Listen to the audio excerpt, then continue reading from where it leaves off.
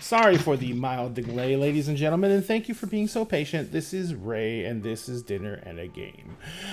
Tonight we have a very special event for you. This is us doing a live play as always, or actually, should I say, the Lab Experiments in Gaming, doing a live play. This week they chose Fall of Magic, and we have an incredibly special guest with us. We have Ross Cowman, the creator of Fall of Magic. So yeah, wow. So he got on early enough to where most of us could scream and yell and everything like that and get that out of our systems. I got mine. Dude. But yes, so real quick though, we have to do a few announcements. And then I'm going to let Marcy take over as always. First off, we're also trying to promote local game stores that are, basically doing everything they can. I was going to promote another store, our first store tonight, but we're still waiting for their marketing manager to get back in touch with us. But what I wanted to ask from the crowd, if you guys have local game stores that have been doing everything they could to protect the gaming community, doing things like curbside pickup, requiring masks for visits, doing social distancing in store, if you could either join the Discord or you can email me at contact@dinnerandagame.net with the information for the store. We're going to start compiling a list, and before every single show, and before we go out after every single show, we are going to be plugging those stores as much as possible. Because, we all know that this is going to go on for at least a little bit longer, and this entire situation, it hurts local businesses, small businesses, and we want to make sure that they have our support in any way we can give it. And this is just a small thing we can do to try and support local game stores, because they're the backbone of the gaming community, and without them, we've all seen what it's like without them. We've been living it. So if you guys can do that, that would be incredibly helpful. Next week, I have come up with an idea for dinner conversations, which is going to be on the opposite Friday of the show. And that is going to be, we're going to be discussing consent in gaming and why it is necessary. And this is kind of not really a controversial topic, because I think it's pretty much self-explanatory, and, it's... Oh my God, is that not a controversial topic now? No, well, it all depends. It really does depend on who you freaking ask. There's plenty. You'll get plenty of people who will sit there and just rail against it, while screaming that you're a snowflake. But anyway, because that's happened. But yes, that's going to be the topic for next week. I don't know who's going to be able to be on yet, but that's going to be the topic for next week, and we're going to delve into that. So it's going to be at the same time as this show. So it's going to be, well, actually, it's at 7 p.m. Central Time, because I give myself an extra hour, because we only do it for 2-hour shows on that night, so I don't start as early. And we also want to remind you that we have launched our Wednesday night show, and that show is Kingdoms of Mist, which is the first time that I have ever created my own RPG world in 30 years of gaming. So I am kind of excited. I'm kind of freaking out. The first game was great. We had a good turnout. We had a lot of people show up, and everyone seemed to have a great time, and everyone seemed to like it. But we want to make sure that stays the case. We want to get more people out there to enjoy the game, just like we want to have more people to come in here and watch the lab. So if you guys can share out the links, share out the stream, we will greatly appreciate it. If you can do anything you can to help us, we love the support and we appreciate you for it. So that's all I have to say. I'm going to get the heck out of here, and I'm going to let these guys take over. Let me see if I can find out where the heck I went. That's not it. I made so many freaking layouts for this that now I don't know where it went.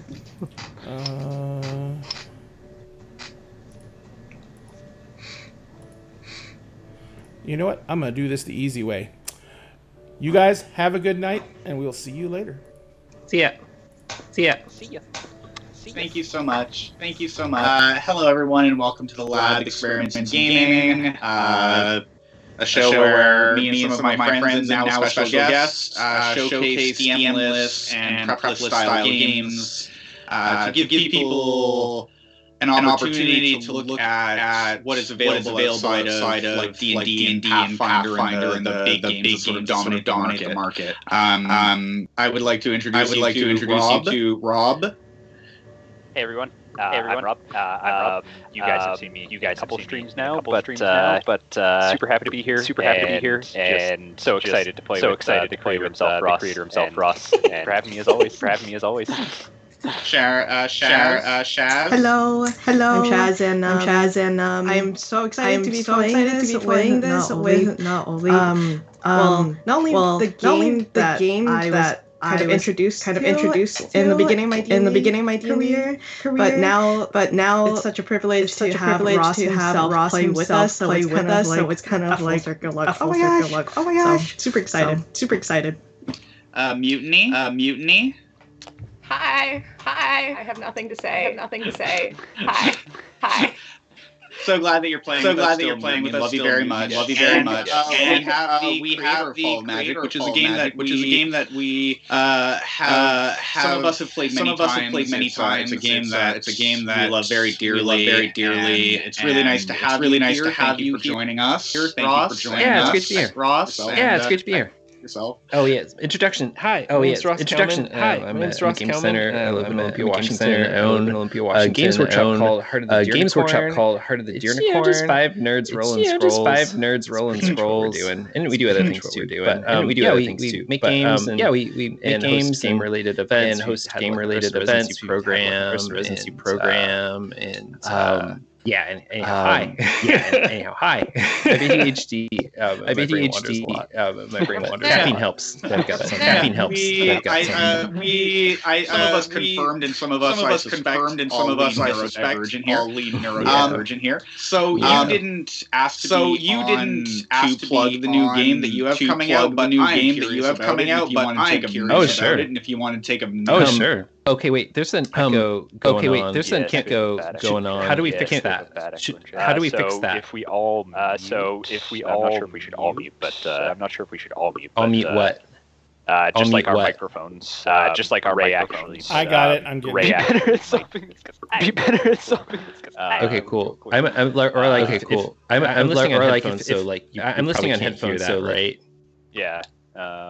Is it a thing where someone's no, it was audio it was so I'm gonna grab them. Give me 30 Sorry seconds. guys, this is Ray. Cool. It was me. I left Ross's audio on from his Skype call. Did we get it?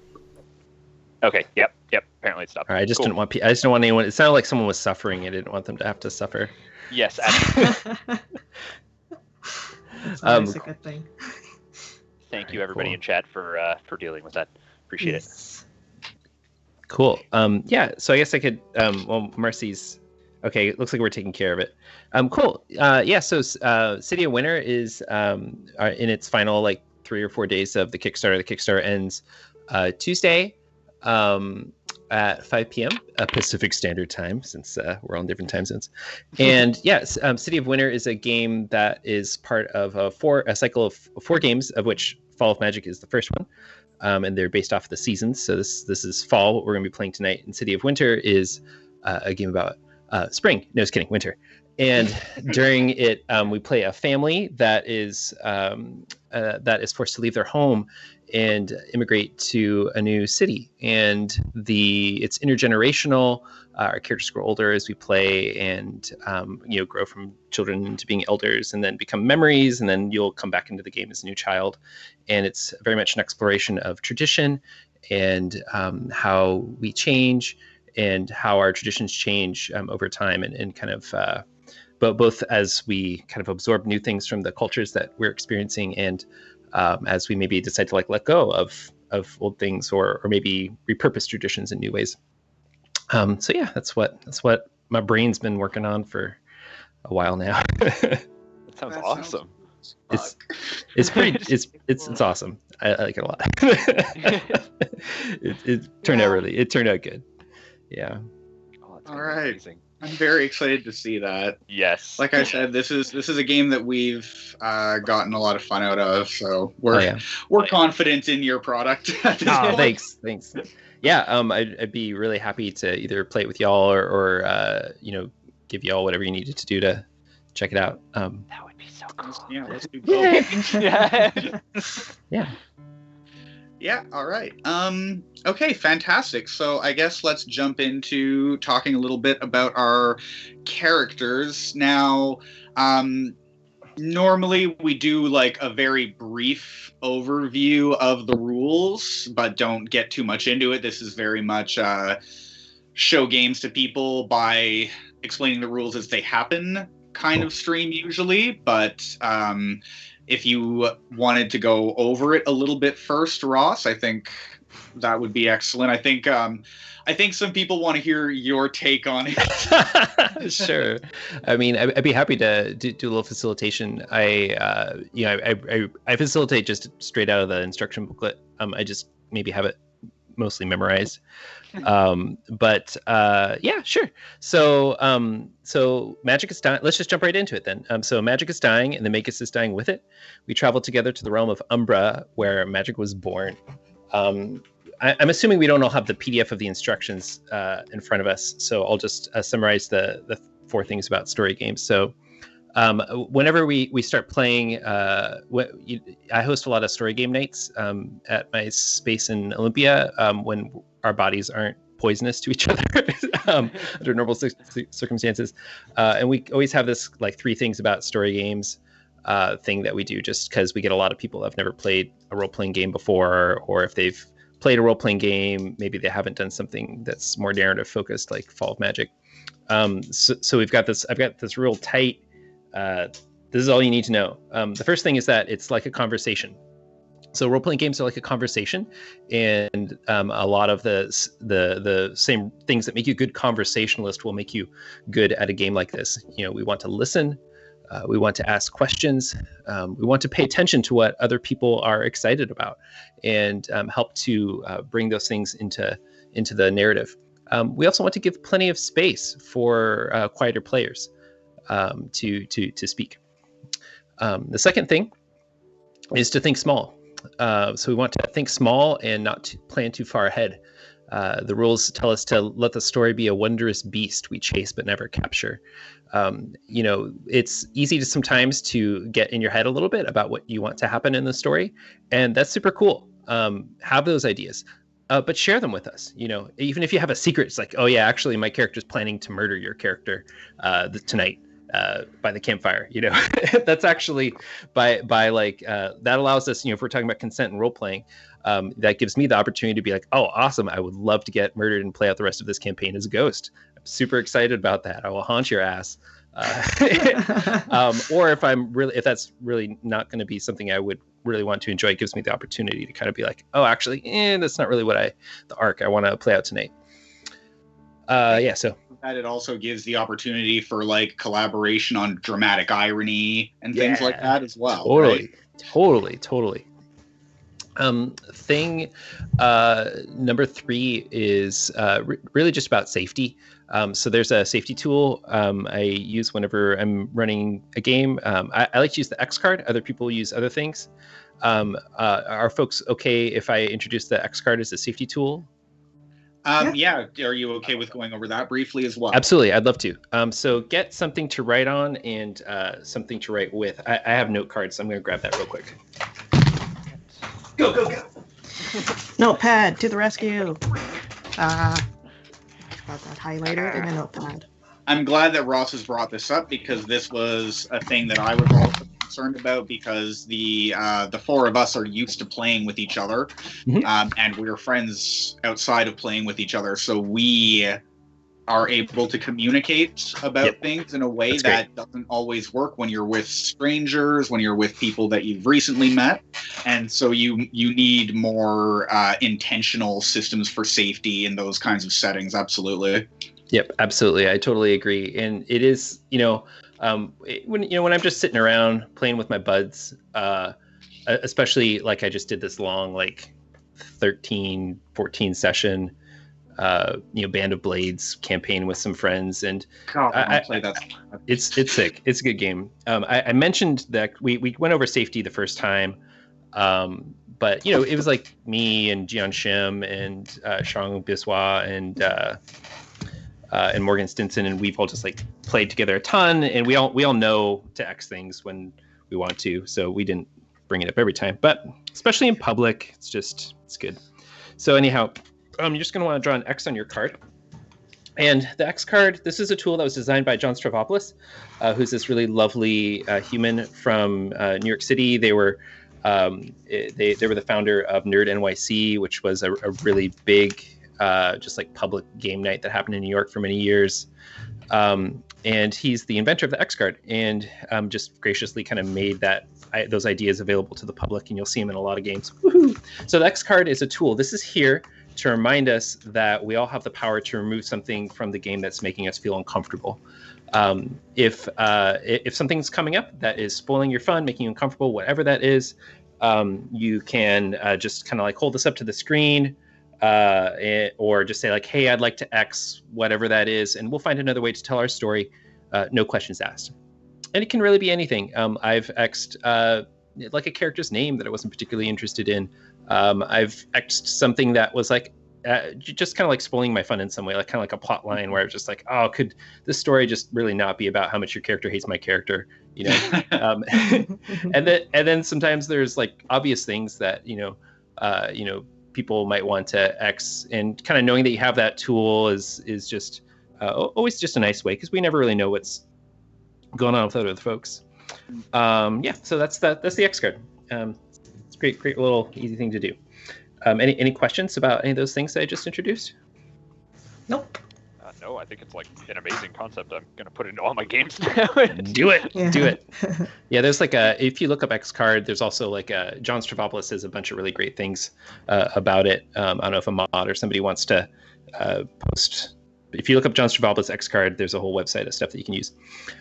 I just wanted to, since we're talking about the subject of safety, and you are someone who we haven't played with, sort of our over time established table culture here is that we don't put sexual assault at all in any game. We're not super interested in fantasy racism, fantasy misogyny, all that. And animal violence towards animal and children is a thing that's allowed in the meta, so it can be backstory relevant, or I want to see it detailed on screen. So those are some of our general ground rules for when we're all playing with each other. Awesome. Yeah, I'll totally keep those. I'll keep all those things in mind. And if there's something, another thing also I think is good practice, right, is if we're going to introduce something that we think might be on the boundary, just to check in, So I'll be sure to do that as well. Yeah, absolutely. Okay, cool. So great. Let's go ahead and make our characters. This is actually I need to grab another note card. Oh, jeez. Now this is where the audience hears me tapping away on my computer frantically, like, right. What's your name? Got my note card. I should have a whole pack of these things by my desk, you think, by now.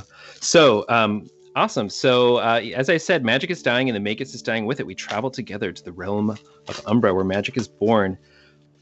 Why is magic dying? Who's the Magus? Why are we going to Umbra? I don't know. We're going to make that up together. We're going to figure that out one location at a time. Yeah, or not. We'll see. Okay, so the first thing is just to choose your name. So we got Harp, Kabu, Elamira, Justice, Vago, however you want to say that, Fawn, Caspian, Piccolo, or River. So please choose your name and tell us what your choice is. And and then you're going to want to write that down in your note card, just kind of for your personal reference. I am feeling Justice pretty heavily right now. Is anyone else interested in it? Nope. I'm good. You can absolutely go for that one. I would like Harp.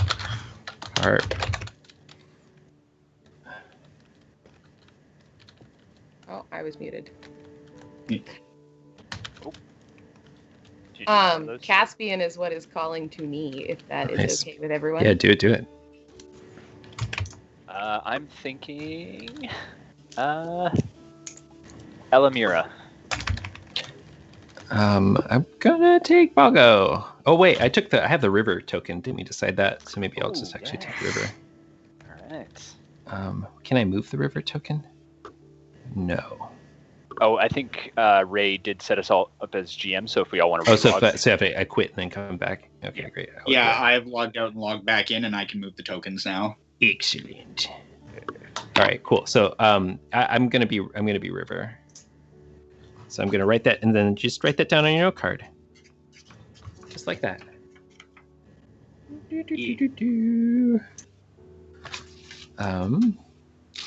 Okay, cool. So next we're going to choose a title. So you can see there's these title options there, and they're kind of divided by these 5 different locations. So Apprentice Gollum, Raven of Ravenhall, Hero, Midwife, Swineherd of Barleytown, any kind of combination there. I'm going with my archetype of grandma and going with the Hero, Midwife of Swineherd of Barleytown. Also totally cool for more than one person to have the same title. Oh, okay, cool. And I told Twitter they could decide for me. Oh, nice.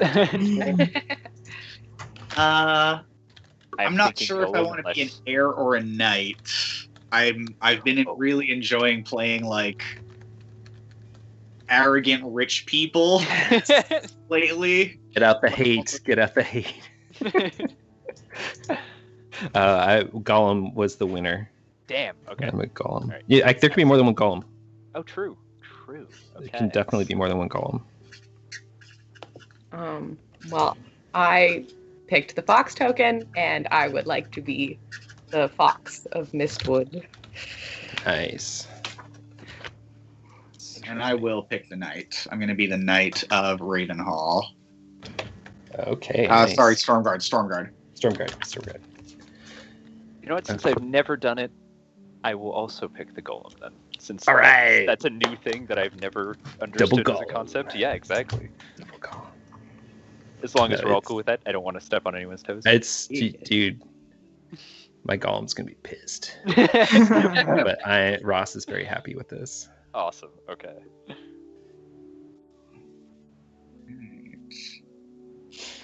I think I totally misread mine. I didn't mean to read hero like all 3, but I want to be the midwife. Got it. You were trying to triple class. This isn't D&D 5e. No. I was like, yeah, you know what? If my brain can't read. I'm sure she's had time to multi-class, right? She is just a very talented woman. Exactly. She always is. She always is. Yeah. Jack of all trades. Now it's Janice. In her youth, she was a hero. Then she became a midwife, and now she's elderly swineherd. Some like life path shit. So how many goals? And then she died. Oh no. I'm sorry, what'd you say? How many golems are there? There's 2 golems. We have 2 golems in our party. We have a 2 golem build. Let's see how that goes, how that plays out. I want to see what our different concepts for the golem are. Yeah. I've only heard of this happening with 2 golems one other time, and it was actually one of the really, really like old school. It was like the second game I'd ever heard of somebody playing Fall of Magic before I'd made the scroll. Okay. But I don't want to taint our creativity with. They had a really strong concept, which I'll say later. Yeah, well, we can talk about it at the end because I super want to hear it. Yeah. One of the things I really like about this game is that there is a lot of room to interpret a lot of these titles. I'm assuming that you probably listen to the Friends at the Table play. Oh yeah, totally. Magic. Yeah. Like the Crab Walker. That was... Yeah, totally. It's so funny. Yeah, so for those that are just listening or haven't heard it, Friends at the Table is this really amazing podcast. And that's done a playthrough of a bunch of things, but they've done Fall of Magic, and Austin Walker just like goes off about all of the possible interpretations of Crab Singer when he makes his character, and he finally decided it was like it had to do with like kind of moving sideways like a crab, and he like had this glider that he sort of like could only fly sideways. It was something along those lines. He was talking about how you could do whatever you wanted to interpret these, and like Off the Dome seemed like as a joke came up with the idea of a crab singer being a news person who traveled totally. town on a kite, and totally. The crab came from the way it the kite has to go back and forth on the breeze, and the singer comes from relaying the news from town to town. And like it sounded like a joke when he was saying it, and then when he was done, he was like, "Actually, I'm gonna be that's the choice." I love that. That's actually the choice. Yeah. All right, cool. Fantastic. So now we're ready to play. Here's how you play the game. So we're going to take turns, and on our turn, and then on your turn, we're going to take turns framing a scene in our story. And then the way it works is this: you are going to take your. We also have to choose a token for the Magus. Who's left? That's the sword is left. Yeah, is it the sword? Yeah. So do we feel like the Magus is the sword or the broken sword? Will they be reforged at the end? I like the idea of the broken sword. Done. Yeah. Done. All right, so the Magus begins at Ravenhall, which is where our journey begins. And where's my token? Okay, cool. I don't know if I can move my token. Oh, you can't move your token? No. Did you try logging out and logging back in again? Oh, I'm gonna do that. Yeah, that's. Have you tried turning it on and off? Yeah, well, it's because we There we the go. game was recreated with us all as with us all being GMs, which means we can all move everything. This is a GM-less game. All right. Super important. Okay, fantastic. So we're going to take turns, and on your turn, you are going to place your token at one of the scenes at the Magus's current location. So the Magus begins at Ravenhall. Now, the Magus is a character that's shared by all of us, and so I'm doing this from memory. So you place it at one of the locations at the Magus's. One of the scenes at the Magus's current location, and you're going to describe that scene to us from the perspective of your character. So begin with just tell us what it looks like, what's going on there right now. Describe it however you like. You can use taste, touch, smell in your description. You can ask for advice. You can ask other people to portray or describe or make up other elements of the scene that you're interested in. As you do this, the rest of us are going to listen. We are going to ask questions. We are going to offer suggestions. We are going to play our own characters. We are going to maybe adopt the roles, the role of other things in your scene, be that like another character, or maybe a flock of birds, or a crowd of turnip sales people. Whatever it is. However, this is your scene, and you are the one that's in charge of the scene, and we're going to try and be supporting your overall creative vision and really trying to really focus on what you and your character are interested in this scene. Underneath each scene, which is those little red words are the scene, underneath that are story prompts. For example, we have the bridge, and the story prompt there is your face in the river. So underneath that scene is a story prompt, and before your turn, before you end your scene, you must use that prompt to add an additional element to your story, however you like, to your own satisfaction. When that's done, we pass the turn, and it's if we were sitting around a table, we might just kind of simply go clockwise. I guess we could go in kind of like whatever Twitch order is. I'm also kind of fine if we want to go popcorn style and just sort of hop around like that. I've sort of changed my philosophy a little bit on taking turns, but so we can decide as a group however folks are feeling.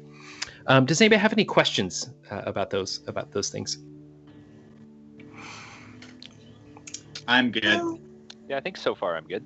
I feel like I'm actually kind of happy because it turns out I have been playing this game correctly so far. Yeah, great. Okay. I don't mind taking the first turn as usual. This is kind of everybody makes my you go first. Project that Ray at dinner and a game has invited me to, and so I will always take the first dive for everyone and get over the initial anxiety of the first move. So unless anyone else has something that they want to jump right in on, I can do the first scene. I'm down. You can go ahead. Yeah, and then we could just go in turn order, kind of from top to bottom, from what it shows on Twitch. Sure. You like that? Okay, Yeah, cool. that'll work for me. All right, sounds great. Okay, so first I have an idea off the bat, and I would like to ask Rob if it's okay if I assign Fierce to Elamira. Okay, I like it. Absolutely. Now that there are 2 golems, I feel like this creating form for them has become very interesting. I am not going to describe your character very much. I'm still going to leave that to you, but okay, so the Rose Gardens is the name for a training ground at Ravenhall, which is the place where the heirs of where the heirs of noble families surrounding Ravenhall send their or where the families send their heirs to learn the combat arts. And it's probably called the Ravenhall Arena or something like that. Ravenhall Boot Camp. But the joke amongst the veterans and masters that live at Ravenhall and work there is that it's the Rose Gardens, because all of these prissy children need to grow thorns. And it's been a long day of training, and the sun is setting, and there's a new batch of adolescent, spoiled, noble children, and they have not been reduced down in order to be taught yet, and a little bit of razzle-dazzle is necessary to make them understand that they need to respect the people who are training them. And there's a way that this is handled. And the way that this is handled is that Elamira is brought in to fight one of the skilled knights of Ravenhall. And today the skilled knight of Ravenhall was Justice. And Justice doesn't bleed often anymore. Justice is old, she's fast still, and she relishes any opportunity to fight against Elamira because she still feels challenge. And the clanging of the blades against the armor and shields and each other echoes, and the chatter of the noble children slowly quiets as the fight goes on. And at the end of it, there's no definitive winner. And I would like to assign Fierce to Elamira. Absolutely. Nice.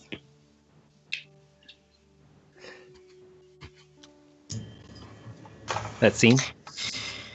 That will be seen. Thank you. Fantastic. Okay, great. Oh no, I'm next. Yeah. I haven't thought of what I wanted to do. Oh, perfect. Yeah, don't think about what you want to do. Okay. Okay. Play to find out what happens. Yeah, all you gotta do. This is the secret, because what happens a lot of times is people get really in their head about how especially they see the story prompt and they get really in their head about how they're going to make that work in the scene. And the secret is, don't worry about that at all. Just focus with the physical description of the place. And you imagine that. Imagine your character in the place. Imagine how your character is responding to the place, and just let it flow from there. Okay. I actually had a scene kind of in mind for Rose Gardens, but can we do the double of? Oh, of course. Okay. Yeah, it could take place before that scene. It could take place after that scene. It could take place in a completely different area of the Rose Gardens. Okay. That's so yeah, go for it. And do I have to assign one of the characteristics? So I see beautiful, and it's something. or yeah, fierce? absolutely. So the way that works is, so I hadn't discussed this kind of prompt yet. So this is the first of the special prompts. This is called a trait. And the way the trait works is before the end of the scene, you must describe how one of our characters is either beautiful, legendary, or fierce, and then write that down on that character's card. Well, in this case, that player will write that down on their own card, because you can't actually like reach through the internet. But you don't have to decide which one you're going to pick or who you're going to pick before the end of the scene. Okay. I don't want to assign something to someone unless they have like an idea, but I wanted to do fierce for what is your name, Mutiny? Caspian? So you're a fox of Mistwood. And remember, this is just what your character thinks about this. This is okay. you just describe why your character thinks this is true. There could be other things that are true about this person too, for sure. But yeah, I'm also very into that. Okay, awesome. So I didn't want to like shove anything down yet. So I imagine my character, whose name is Harp, she is, if everyone knows the pigeon lady from Home Alone 2, is that the correct one? But it's an old elderly woman who has a flock of pigeons and birds as her crew. And I totally imagine Harp as the equivalent of her. So she's strolling along the rose gardens, and perhaps this happened after the little scruff between Justice and Elamira. She is visiting this rose garden that used to be shrubbed and full of really bright flowers that would bloom every spring, and it's somewhere that she has visited to get a nice break from the world, and on her walks she would feed the animals there, which are the birds, and I imagine a variety of birds. There isn't just one bird that has been attracted to her. So there's robins, there's pigeons, and cardinals. She's just like the bird lady. And she's walking through this beautiful rose garden, but now has changed over time to this battleground, and it's been dirtied and it's not maintained. So there are some dead shrubs where she used to pick flowers and make a bouquet for her little table in her kitchen. And she sees this fox that wanders around this garden, who she sees periodically but has only seen recently.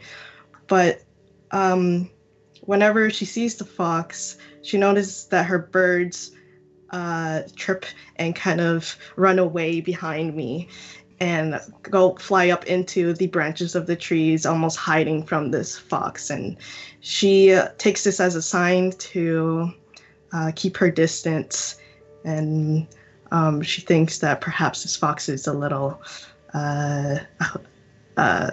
playful or fierce, and someone that she should be a little bit more careful around. And that will be my scene. Nice. Wow. Feel bad, warriors. You took away the gardens. How dare you? Okay, my turn. Oh, and I have to move my token. Oops.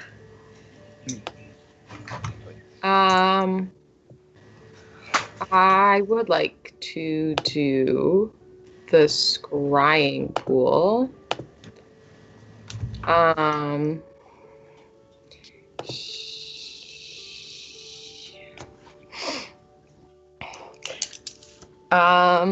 So I picture it as, it's kind of, I guess, a ways from the rose garden. And it's a little hidden away behind a forgotten wall that's all overgrown in moss. And if you slip through the crack, behind it is this beautiful pool with gray marble stones surrounding the edges of it, just perfectly flat with the ground, and a couple trees. And Caspian slips in there for a quiet moment to look in the pool, and he doesn't understand the whole scrying part, but he likes to look into the pool and imagine that maybe there's something there for someone more powerful to see it. Caspian serves the Magus because he believes in the magic and believes the stories and the tales of his power, and knows that it's out there somewhere, and he hopes that one day he'll be able to see it too. Nice.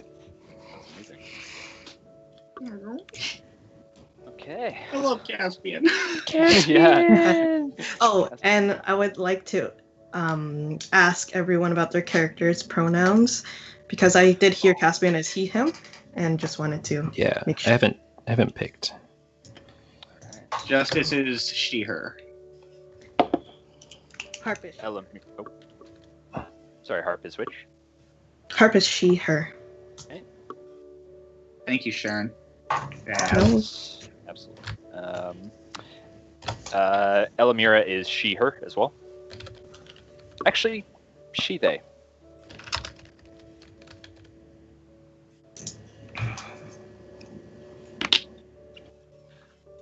I'll make a decision for River. River knows, but Ross does not know yet. Yeah, what happened? Play to find out your gender.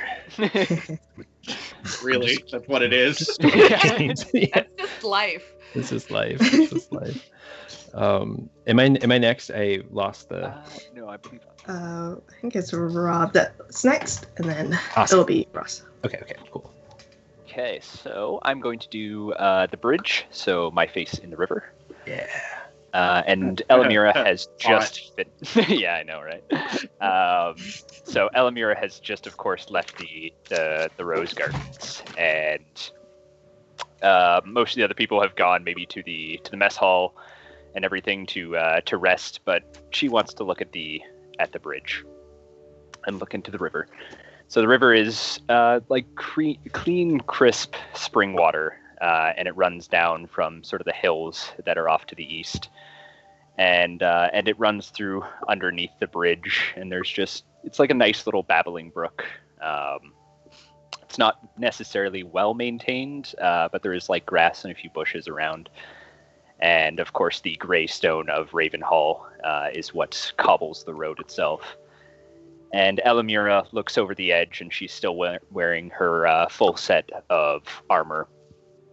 And as she looks over the edge of the bridge and sees the helm of her armor just sort of looking back at her, the helm passes clear through her whole head, and a set of like just gorgeous curling locks of a misty green hair pool around her, and the helmet did pass clear through her whole head, like phased through her head. Nice. Yeah. And she just stares into the river, and the helmet lands in the water and just slowly gets tumbled along the rocks as it passes away. And that's scene. Ah, so good. All right, cool. I know what I'm doing.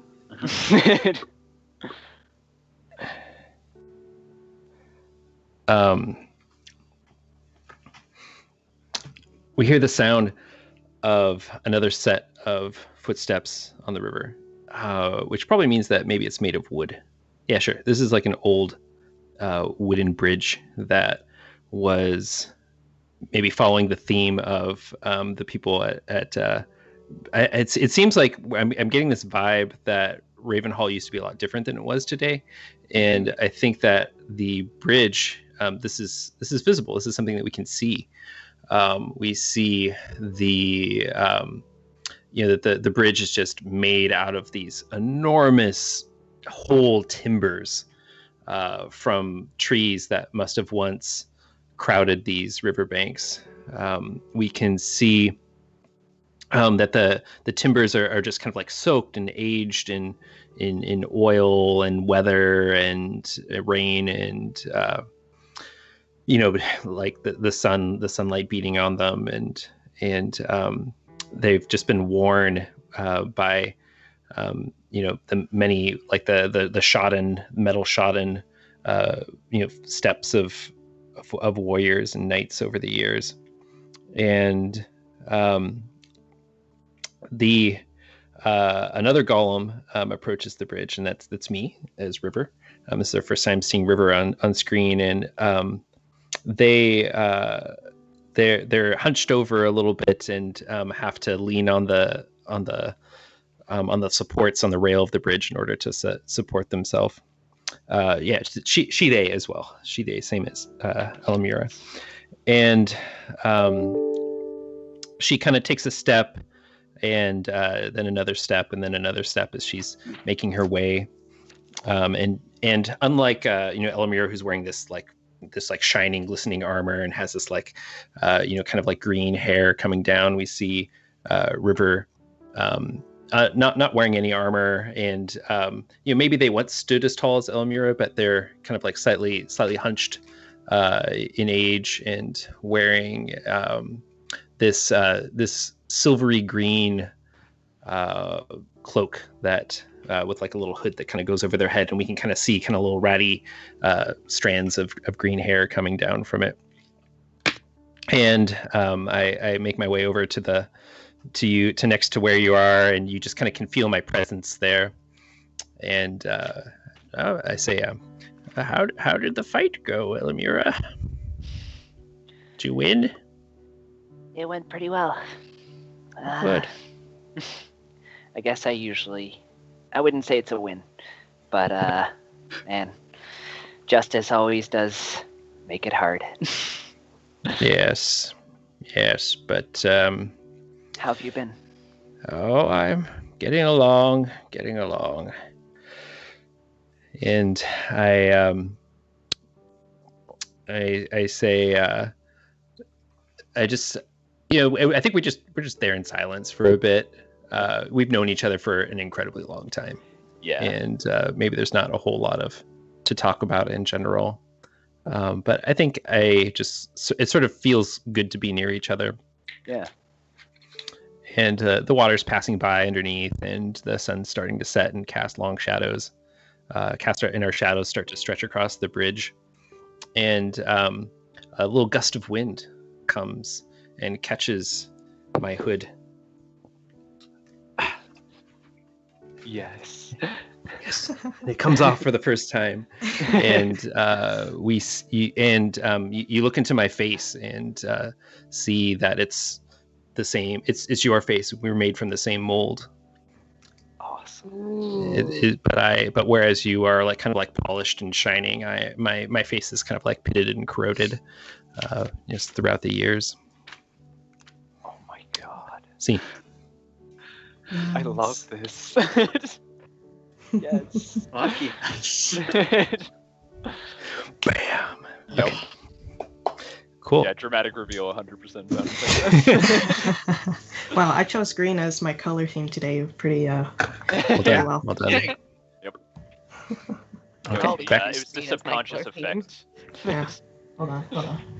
So before we move on to the next scene, I just want to kind of highlight one of the things that I really appreciate about Fall of Magic. I really like games like Follow and Firebrand's emergent storytelling style games, but a lot of the emergent storytelling is character to character, which is great, so much fun.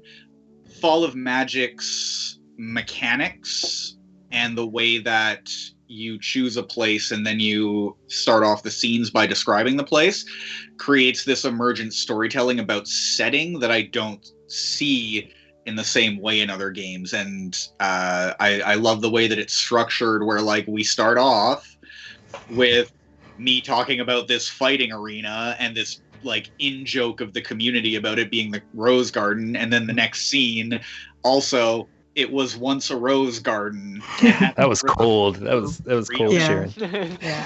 How dare you destroy my beautiful garden? So I think that's I know that there's thousands of indie in between level role playing games, and I have not played nearly enough of them, but I've only experienced that with Fall of Magic so far, where it is mechanically developed to have that emergent storytelling and happen with the setting itself, and I love that. It's so fantastic the way that the culture of the place evolves as we share scenes. Fantastic. That was really cool. Yeah, and being able and like sometimes people are like, oh, can I go to that scene? We've already done a scene there, but I think that interplay between what you created, Marcy, and then what you created on your turn, Sharon, is just like this really great example of how by viewing these same places through the lenses of these different characters and through from the perspectives of the players, it just starts to feel alive. Like we played like 5 scenes, and I'm like, oh yeah, all of a sudden it just like all clicked together. It's like, oh wait, we take that, and put those things together, and like, yeah, I get this like really vibe from Ravenhall, which is very like unique to what those decisions that we all made. So yeah, kudos everybody. That was cool. Thank you. Absolutely. So a new mechanic is available. I should mention it. I kind of don't like to mention it because sometimes people try and use it right away, or sometimes too soon. But now is up to you on your turn. If on your turn, if your token is already on the scroll, you can choose to play as the Magus. When you do this, you take the Magus and you. Oh my God! Sorry, my light's freaking the f out. You take the Magus and you advance it to the next location, and then everybody else takes their tokens off of the board, and then you are going to then describe the Oak Hills and the ending of summer from the perspective of the Magus, and then we are now like in this new place. I'm not doing that, but somebody can do that when they want to. So the way that we've been playing it is that we have a rotation, basically, where everyone takes a turn playing the Magus as we go to a new place. So everyone gets a few turns to be the one who describes that scene as we're entering. Cool. Yeah, you can do that if you want. Yeah. Does anyone want to start off as the Magus? No. Yeah, I think we should just do scenes. My recommendation is just to do scenes, and then when the Magus happens, just do it like any other scene, except you're just the Magus that turn. Yeah. Interesting. But, I think but like in any scene, like we can all. I'm sorry. Go ahead. Especially because we are 5 people playing and usually 4 people, I think that this mechanic makes a lot more sense. Yeah. To pick up the Magus when it feels like this would be a good scene for them, just for the sake of not having 6 scenes per place while we're trying to finish a game in one night. Sure. So, but I'm curious because that is what I understood was intended, was for someone to do the Magus scene first at each location. Yeah. So the design intent is just simply that, I've played many sessions and witnessed many sessions of Fall of Magic where sometimes you actually spend the entire time at Ravenhall and you don't move to the next location, and that's great. Or sometimes people are, speed running, and they're just like boom, boom, boom, boom, like busting through, and that's cool too. It's already kind of built in that if you're the one that moves the Magus, you are not the first person that has the opportunity to move the Magus at the next location, because your token will be the last. You will be the last person to begin a turn with your token on the map at the next location. So I think that's kind of important, that maybe that's sort of built in there, so it's sort of takes it away from just one person doesn't really have the opportunity to like always make that choice of like, oh, I'm always going to be the one that's moving us. It's I mean, we typically not get to the end of the scroll in a single session, anyway, and I think it's fine to move around and try and like see a lot of places, and it's also fine to stay in one location, and it's just kind of more where's the narrative driving us, right? Mm-hmm. Okay. That was an option. That's Cool. Yeah. The other thing I'd point out is that the prompts at Ravenhall are really here to like help us figure out kind of who we are and what magic is and how we relate to each other. and why we're like on this journey. And sometimes something that I notice is if people move, if you're sort of in a hurry to move, sometimes you won't be super clear about why we're moving, and we'll sort of have to like kind of make that up later. But then usually, by the time people are like in Barleytown, they've sort of like worked that out. Yeah, I don't know. It's a little insider baseball, but maybe too much designer perspective. But I'm fine with how I'm here to play. This is your all's table, and I'm here to play however you want to play. So, sorry, I do have a question about that. Do we need the Magus to then progress to the next area? So somebody would have to choose the Magus to then. Yes, play the correct. next areas? Okay, all right. Yeah. Okay. Okay. All right. Yeah, that is the mechanic for leaving Ravenhall, is to take a Magus turn into play as the Magus. Okay. Yeah, I guess that's kind of like what we did, just like, but not by like choosing the Magus. We just sort of like took turns as the Magus. Oh, okay. Cool. Yeah. But either way, I have no issue with. Well, it's my fault. Wasn't clear enough, obviously, in the How rules. dare you? I mean, we loved playing it that way, so It's fine. I mean, a game like this too also breaks very gracefully. There's like a lot of systems to kind of like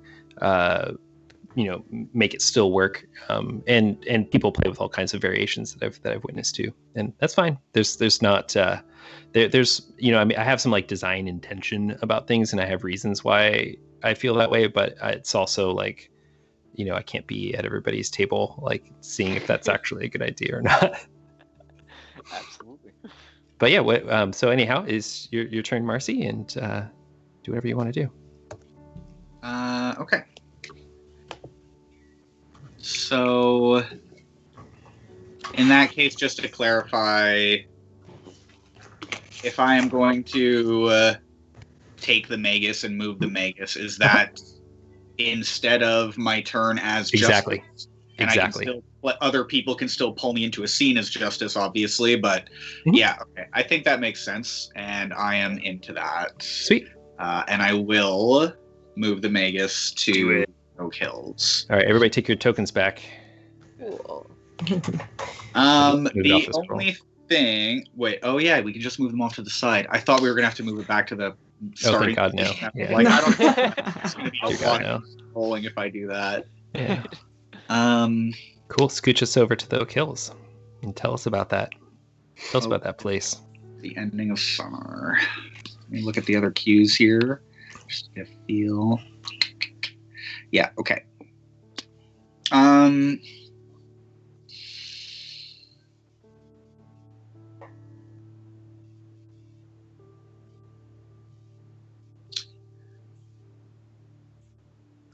The Magus rides in a carriage pulled by two horses and with curtains over the windows. In the last many years, few people have seen the Magus. I don't know which of our characters have and haven't. We'll play to find out what happens. But as long as we're in travel, the Magus is in this carriage and rarely seen. And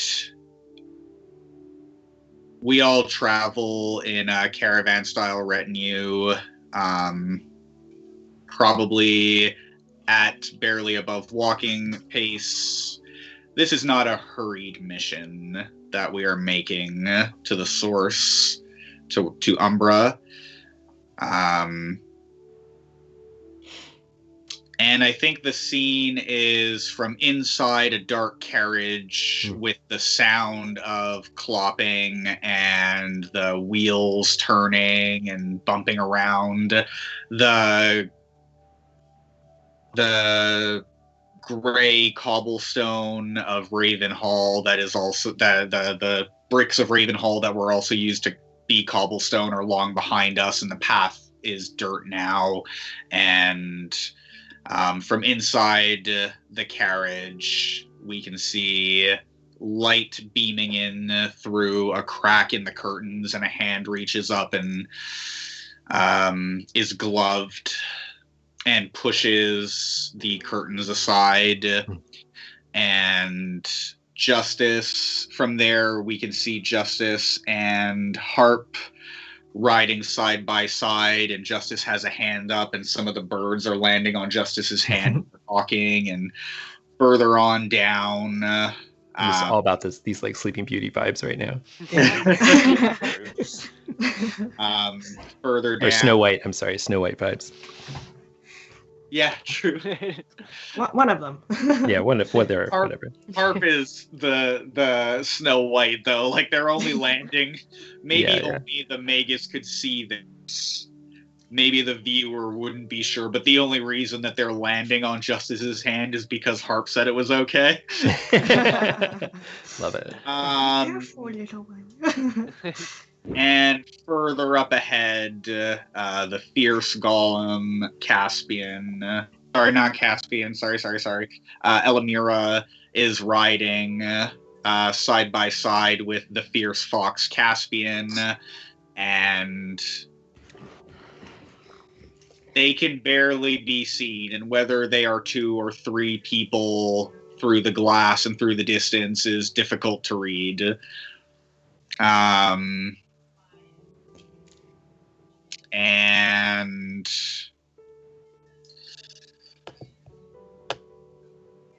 the sun is setting during this, and the shadows are long cast in front of the carriage and the horses and our characters.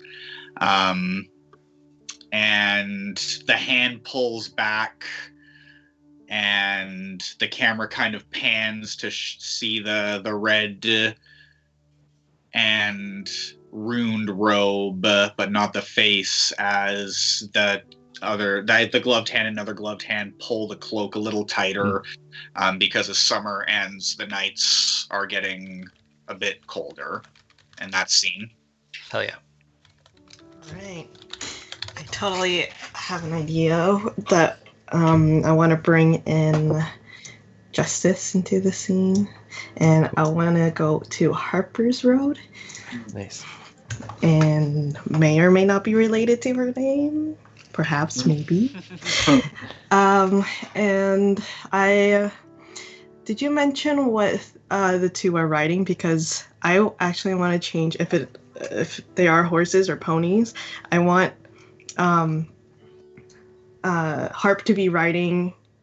Well, she's like 4'11", mind you, and she's riding this like giant hog. Oh, nice. Yes. Do it. Yes. Do it. Love it. And she's. What's the hog's name? Oh, that's a good question. Pig. Pig. If I don't think of one, I'll wait if chat has a suggestion. Maybe the hog has a bird name. Oh. Seagull. The worst kind of bird. Petunia. Petunia. Okay. She's riding oh, these are. You're getting too many names. Yeah, too many. You opened the gates of hell. Yeah. Oh my god. Anyways, okay. So she is riding this yet to be Harley, like a Harley Davidson. Okay.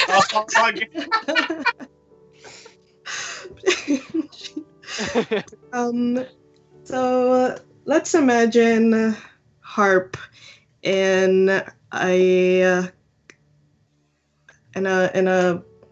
green cloak. We're all going with the green cloak theme, and it's nighttime, but it's just the sun is about to set, and the crew is trottling down the path on their animal of their choice. I'm going with my hog, and I turn over, looking over to Justice, and I ask, "How long has it been since we've walked this road?"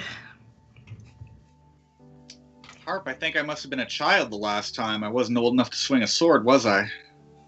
Ah, yes, you're right. Oh, wow.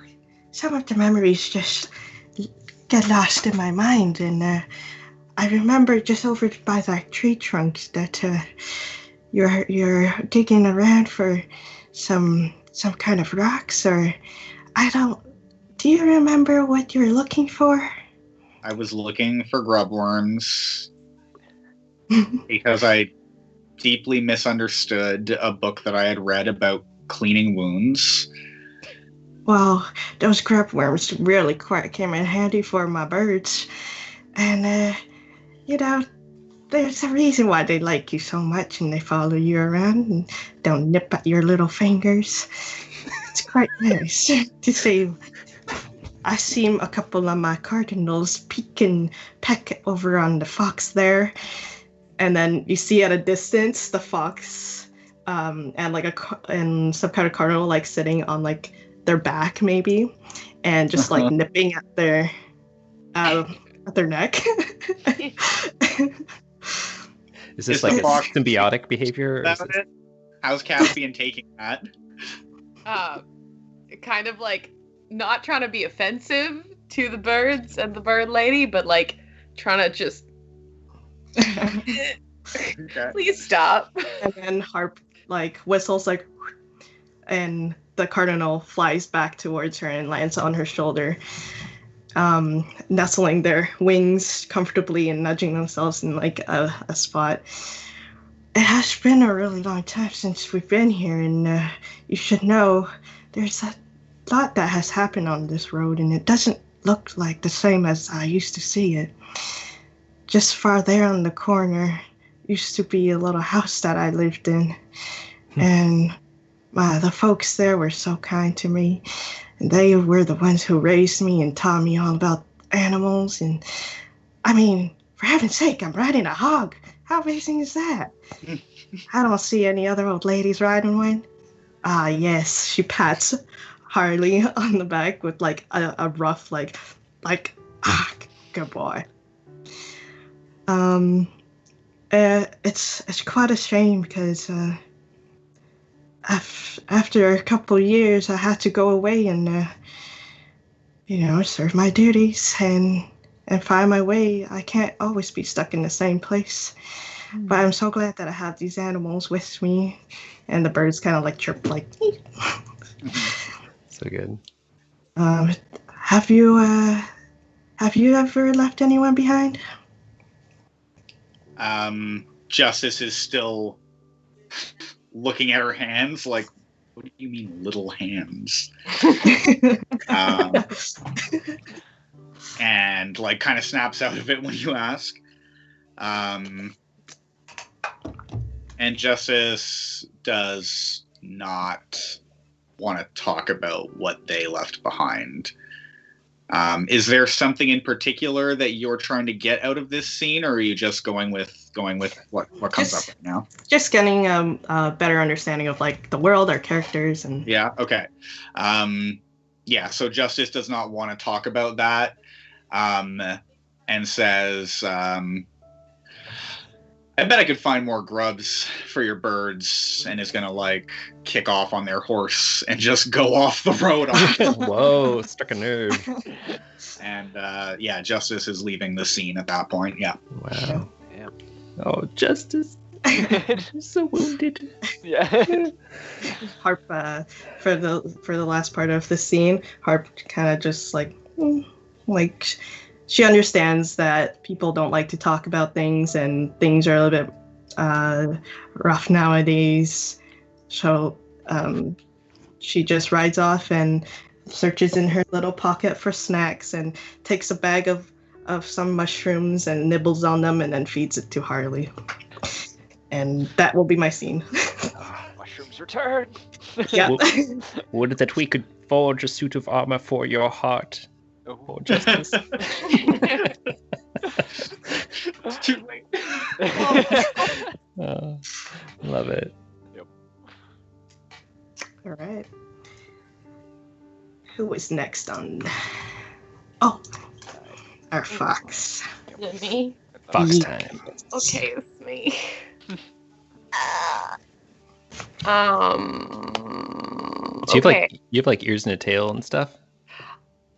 I just watched Disney's Robin Hood last night, So I'm kind of picturing Disney's Robin Hood. Sounds awesome. Sounds great. As Caspian. He's probably got the little hat too. Awesome. Are you an archer? Yes, definitely. Okay, just perfect. I am going to. Oh, I lost the map. I don't know if I dropped that in the right spot. I see you sitting at the dawn. At dawn. Okay. What's your intention? So Caspian likes to wake up before the sun. Because he's a monster, apparently. He gets up and he, speaking of being an archer, he likes to go hunting first thing before the sun rises.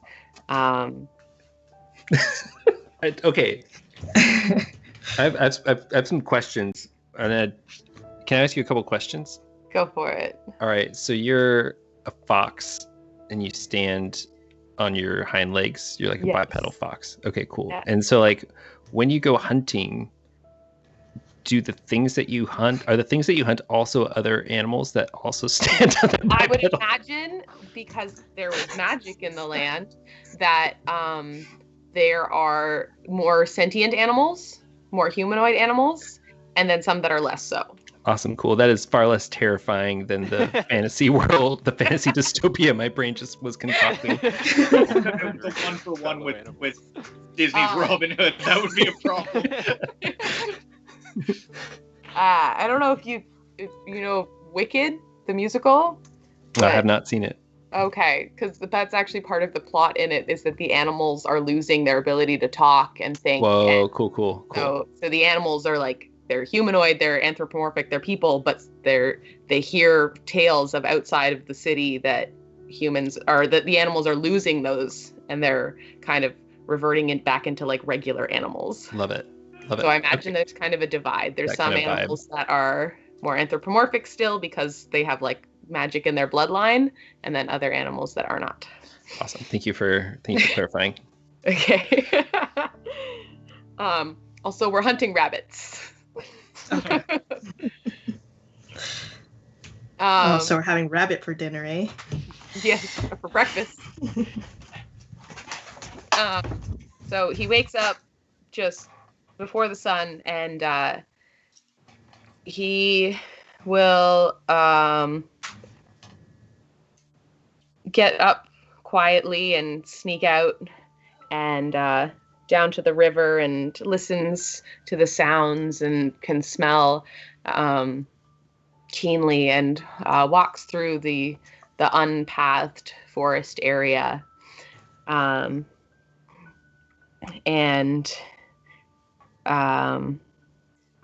He comes back to camp with, I guess, a fresh caught rabbit. And does anyone else wake up early in the morning? Yep, yes. Absolutely. Okay, cool. So he comes back to camp and I guess sees Justice and Harp up, and says, I got some fresh breakfast for everyone this morning. So Harp is surprisingly not a morning person. My body's good. Why do I have to wake up this early? Are you like curled up with your hog? Well, no one made you wake up, so. No, this old little whatever's in up here is making me wake up these days. Is there like, are you pointing to like another animal? Or is it your brain? No, her brain. Okay, cool.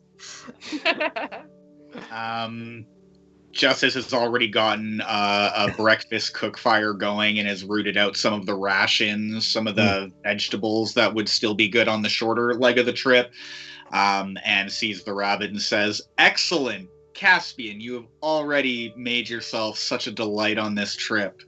I thought that we were just going to be eating a rabbit breakfast, not rabbit for breakfast. This is fantastic." And is like cutting up vegetables to put on the fire, and is like, well, now I have to change the cut of the onions if we're going to be serving it with rabbit, and starts talking to them about how they're going to make breakfast. Caspian has a little chuckle at that and says, well, I can do the dirty work here. And you just worry about your onions.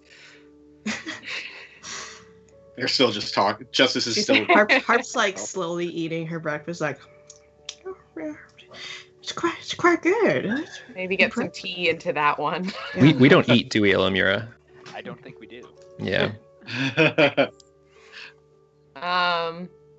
And then Caspian will help with breakfast, but then he sits a little bit away from everyone while he eats. And that is my scene. Cool. Lovely. All right. I believe it's Elmira's turn. Yes. I'm thinking... You know what? I'm going to take at dawn as well.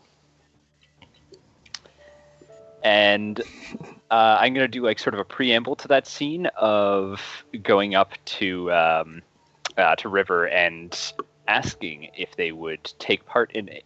I feel like it's something we would commonly do, or something that our people do, if there's more than the two of us. And it's sort of like remembrance of perhaps what we were, and would River be involved in that? Sure, of course. Okay. And so Elamira lays out a couple of odd items. There's a small teddy bear that is ancient, like touched by anybody who's actually probably corporeal, it might disintegrate. This thing is very old, and a couple of odd other trinkets and bits of things. Maybe like an old stopwatch that has not functioned for forever, and just a couple of odds and ends. And she kneels down in front of them along with River. Soul sister. Yes. It so like I just as a player I'm kind of curious, like what are we doing here? So I'm sort of envisioning remembering what we once were. Okay, so these objects are things that can connect us to like past memories, or like exactly. So it's the idea that like So it's like the idea that okay, so we're golems. What does that mean to you? I think in this sense, I'm thinking that we are spirits bound to whatever we were put into. So for me, armor. For you, your cloth. And... Got it. Okay, cool. So I had this thing where I was thinking of us as like we'd been molded from something, and we were both made from the same mold, which is why we had the same.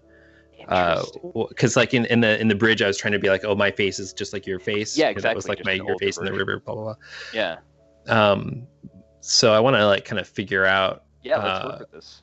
Okay, cool. So maybe so you're excited about the idea that we kind of have this like spirit that's been put into like some kind of like corporeal shell. Exactly. Yep. Okay, cool. And then that spirit has maybe been in like other things over time. So maybe it's not like a human ghost, but maybe it's like a magical kind of spirit that has like eventually the vessel wears out, right? And then you got this like leftover spirit. What you gonna do? Well, you gotta put it in something else, right? Kind of like whatever, like Dax from Deep Space Nine. Yeah. Yeah, I love that. Okay, so perhaps or that's just one possibility. I'm just trying to figure out how to. That. Yeah, like meld the two together. Yeah. No, I really like that, and I like the fact that we can like sort of work on that together. Okay, cool. So these are things that maybe like remind us of our previous selves. Yeah. Okay, cool. Maybe even not necessarily like our original forms, but just as we've existed over time, things that we've collected. Okay. And why do we do this? Why do we dwell on these past selves? Why? I think it's we perhaps like adapt and evolve as time changes, as all people do, and because we've lived for so long, each one of these permutations of ourselves is not necessarily like a different person, but something that perhaps we might want to remember. Cool. Like remember the memory of what they were, and not lose that. Are we creatures of service, or do we have our own will? Interesting. I think perhaps a bit of both. Like maybe there's because we are maybe bound to perhaps the Magus, we have to serve them, but we do have our own free will in a sense, but it can't ever go against maybe what the Magus thinks. Okay, cool. All right, so I think now I know what my character wants to say to you. So what was it that you asked? You asked me. You were just kind of asking me, so shall we begin or something like that? I can't remember exactly what you said. Yeah, it was Soul Sister, shall we begin? Okay, cool. Yeah, and River nods, and she reaches down for the teddy bear, and she's, we see her, holding it in her hands, which it's kind of funny because I think like River's form is that of, she doesn't have the form of an old woman. She has the form of, just of like a woman in her prime, this kind of like idealized, like strong, like warrior. But there's, in the, as the camera kind of like zooms in on her face as she's turning this falling apart, disintegrating teddy bear, we can see little corrosion, kind of like tarnished silver, that is kind of like spreading across her face, and her hands kind of have that like cracked porcelain like look to them as she's turning this over in her hands, and she says, "Yes, this belonged to the Magus when should we choose? Do you want to choose some pronouns for the Magus?" Oh yes. Okay. I was kind of feeling like no pronouns, but I'm also into something else if someone has another idea. I'm kind of feeling no pronouns also. I like that concept. Just the Magus. The Magus, Yeah. Yep. Yeah. Okay. Cool. Great. Okay. Love it. This belonged to the Magus when the Magus was a child, and I guarded over them many years, fought many battles for them, warded off many would-be assassins, many would-be challengers, many who would try to bind this magical child to their will. And I'm just kind of like holding it, remembering that old oath that I had sworn that that was like bound to my soul so many years ago. And I'm like, now look at me. I think this teddy bear might be in better shape. And I kind of like drop it on the ground. Elamira reaches over and just sort of like places her armored hand on top of your forearm. Yeah. You've been at this a long time. Yes, long. It's true. You'll look like me one day. She looks away, and there's just like a slight giggle. I hope I look as good as you one day, and I hope that I can serve as well as you have. Do we have some like weird sister romance? Yeah, like getting that some weird Gollum romance. Just like really confusing. Yeah, there's this. I think it's like beyond. Like I don't think we have like sex. I mean, like definitely not in this scene, but like in general. But I do think that there's this like deep love that is we can have. Right. Nobody else is this long. It's like this deep, like twin soulmate love because we actually are soulmates. Yeah. Like our souls are, like really, really, yeah. So, while while some of the viewers, who are maybe not as spiritually evolved as other viewers might be projecting some of their base impulses on this scene, what is actually happening is that I reach up and I put my hand to your face, and the camera kind of like zooms in, and we see the two of us, like these two faces just like side by side, these mirror images of each other, one in the prime of their youth and the other all like corroded, and there's just this look, this look of like deep love and passion. Yeah. I love that scene. Cool. That's phenomenal. Sweet.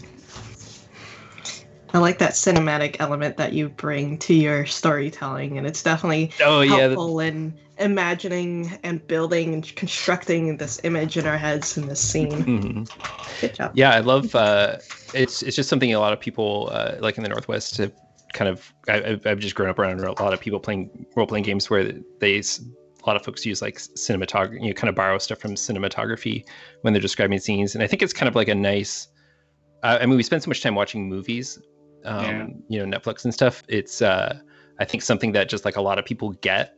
Like we honestly probably consume a lot more visual media than we do read books.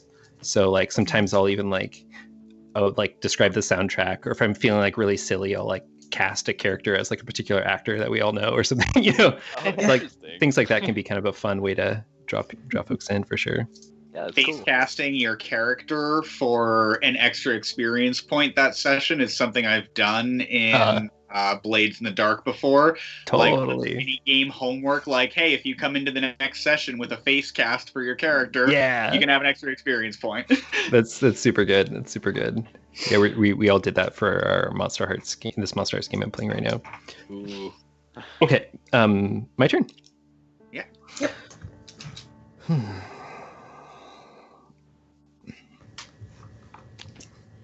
I don't want to interrupt, but I just want to respond to chat. I promise I won't go sad this time. Is that a promise you can keep? Right. Probably not. Also not entirely. Experiments in gaming. Let's try to branch out from our... Last game, Rob had us all sobbing with just this complete out of left field self-sacrifice. Oh no. Okay, cool. So, well, I feel like we've just kind of been at camp this whole time. Okay, I'm gonna do Harper's Road. All right. I have no idea where this is going.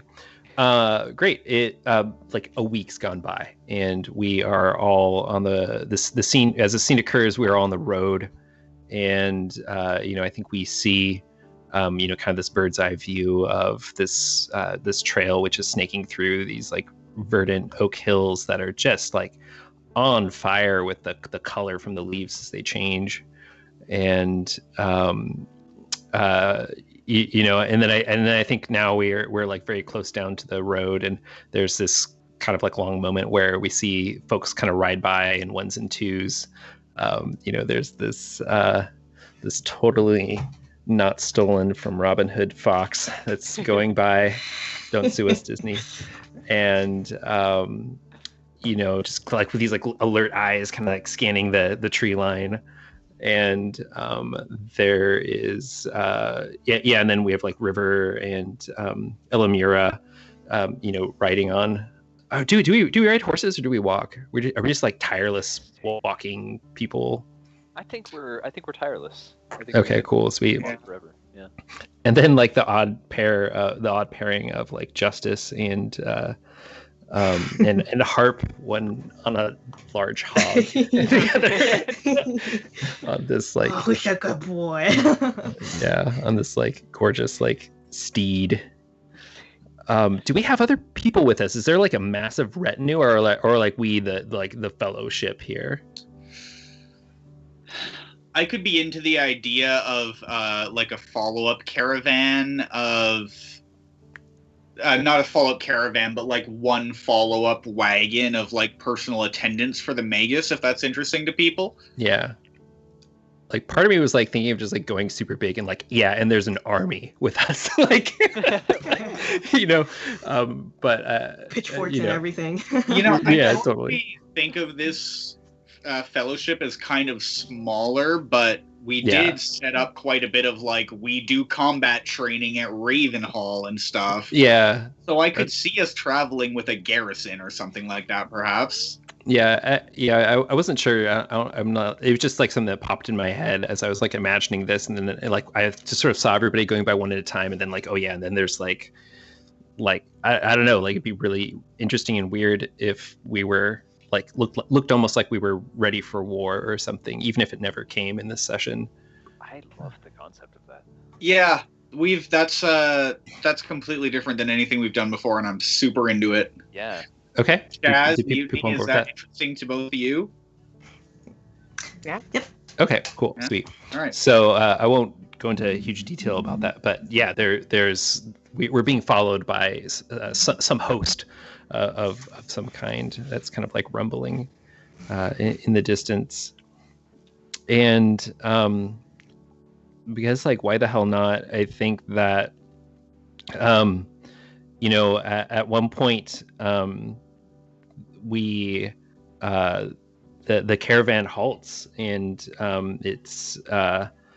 the caravan halts because like some threat or something has like been noticed. Maybe oh shoot, I forgot what. I'm sorry. What's the fox's name? I'm forgetting right now. Caspian. Caspian. Thank you, Caspian.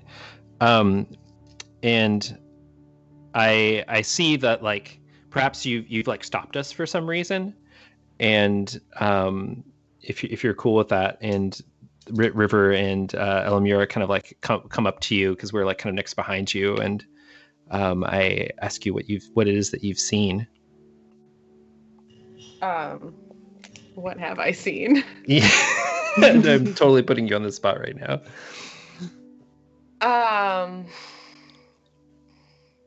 Oh man. Does anybody have an idea for what Caspian might have seen? Are we thinking like a big threat or like a curiosity?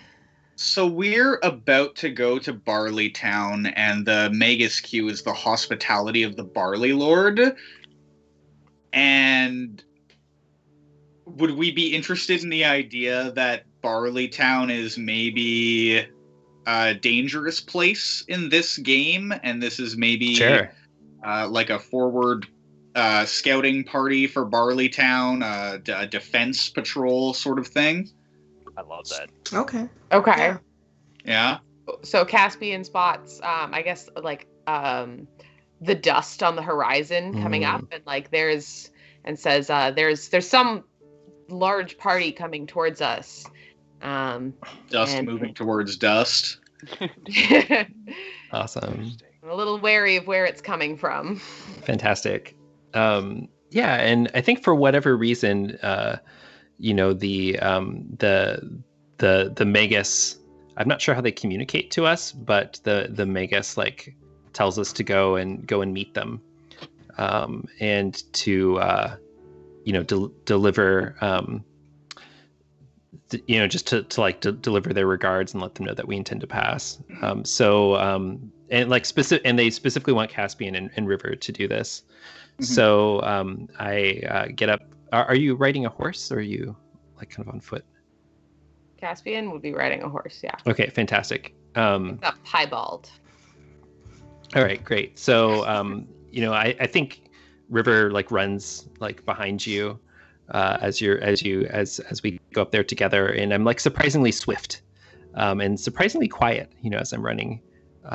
And the two of us make it to the kind of like around the corner, down the trail a little bit, where there are a smaller kind of like host of these just like basically kind of like an armed militia from Barley Town, and I think we see farmers kind of with different farming implements, and I would love it if anybody else wanted to kind of jump in as like a particular farmer. Oh, I have been waiting for this. Yes. Okay. So do I just go for it? Yeah. What do you do, and what do you look like? He's sort of like a large, round fellow, and and he waddles up. He's got like just like a breastplate, no other armor. What's your farming specialty? Oh, his farming specialty is turnips. Turnips, okay. Thank you. That helps. And he sort of like waddles up. His gut moves with the breastplate, and he plants his pitchfork in front of the two of you. What do you think you're doing here? I look at Caspian, and I say, I look at Caspian and say, we are representatives of the Magus from Ravenhall. My name is River. And what's the other one? I'm Caspian. Looks like a varmint to me. That's extremely offensive. That's like definitely the kind of thing that like a bigot from Barleytown would say. Yeah. Are we okay with fantasy bigotry? That's something that we kind of talked about. Sure, yes. I don't want it as a theme. I'm not interested in like orcs are evil and kind of stuff. Totally. But if it's kind of an individual being an asshole and picking on what they want, as long as it's not like we're going to spend the rest of the game with everyone treating Caspian weird, I personally don't want to deal with that. Everybody cool with that? Yeah. All right, great. I wanted to ask, I don't want Justice to be speaking in this scene, but I think that Justice is probably upset that they weren't what's up with that? Supposed to go greet these. So I kind of like the idea of Justice being like 15 feet behind, just polished armor, horse sideways, so that they're looking at this whole thing sideways with like a hand on their sword. And when the farmer says that, there is like a creak of metal. Yeah. Okay, now we know why the Magus didn't send you. Yep.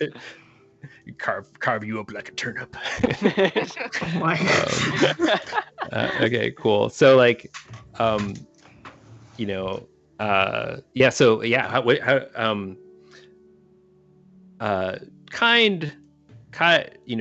noble farmer. River starts practice Metal diplomatic creaks tone. again. Just like hawks a loogie, just like right beside him. We are on a mission of great importance, and we need to pass through the lands. We wish to reprovision our party at Barleytown, and you will be paid well, of course, for this. In addition, here we have with us a representative. We have representatives from far across the land.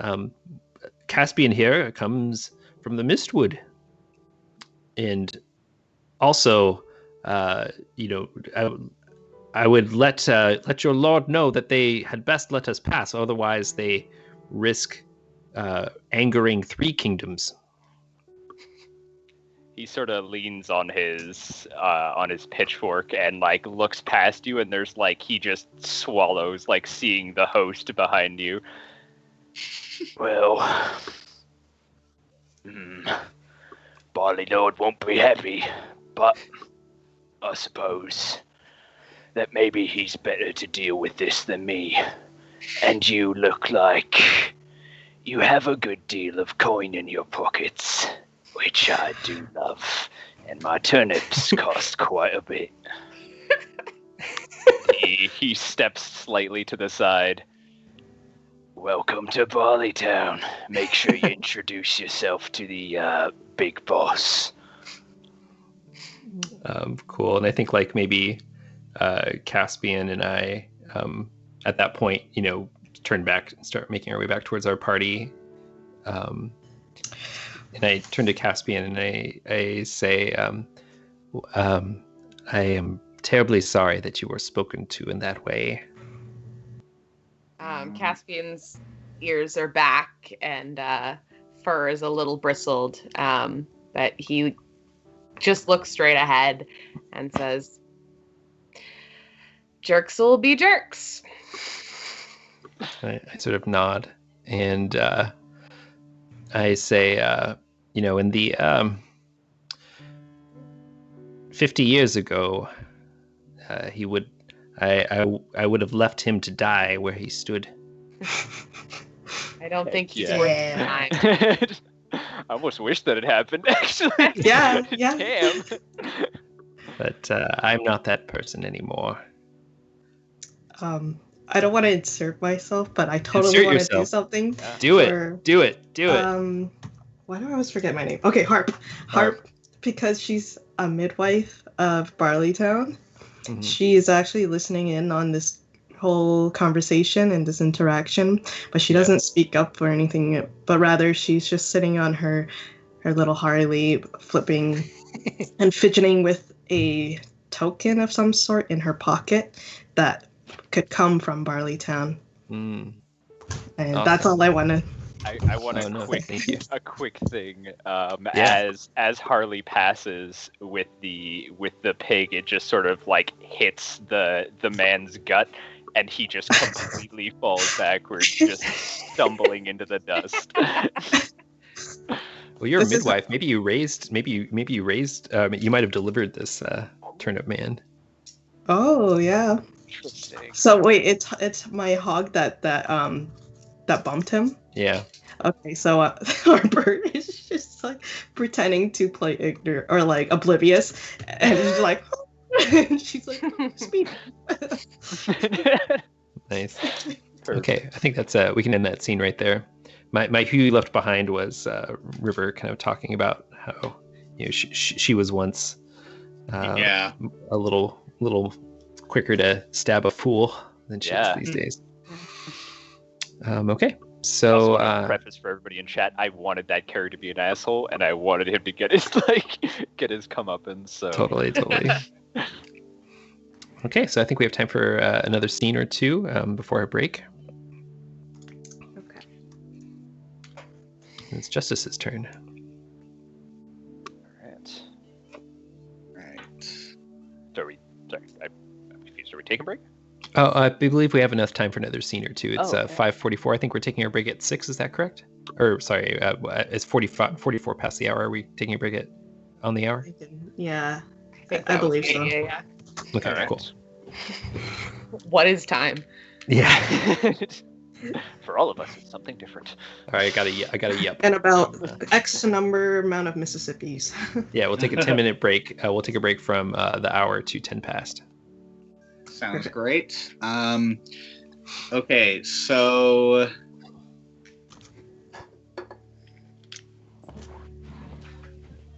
let's see.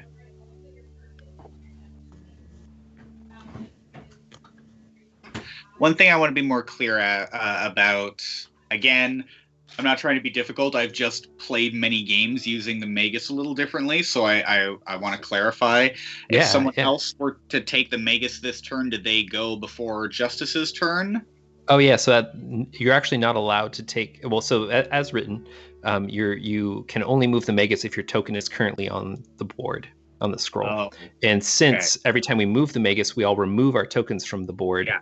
Then everyone will have an opportunity to do a scene as their character in each location before we move on to the next location. Okay, got it. In that case,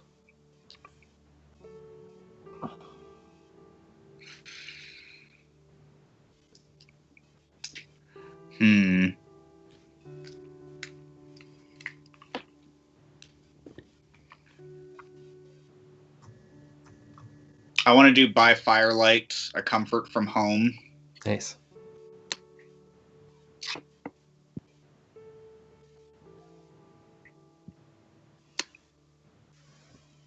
Like to do this scene. I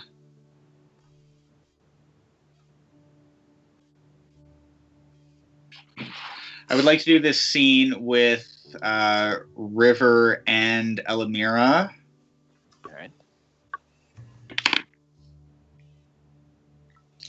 This is after we've been greeted by the retinue, and we are doing the last leg of the trip to Barleytown. Justice is on her horse. I guess I just want to put out there for this scene that, like, as a player, I am not quite convinced yet that River and Elamira are different people. Oh. And if you are sure that they're different people, then we can do the scene like that. But if it's also something that you're interested in playing to find out what happens, then I could do this scene like I'm talking and you can trade off responses. Cool. I don't need to be set on that yet, but that's just the vibe that I've been getting. It's like I've been watching you two talk and I am just not sure they're different people yet. Yeah, I'm into it. I don't have a clear I don't have a clear agenda one way or the other, so I'm fine to explore that. It's a cool idea. Yeah, I love that.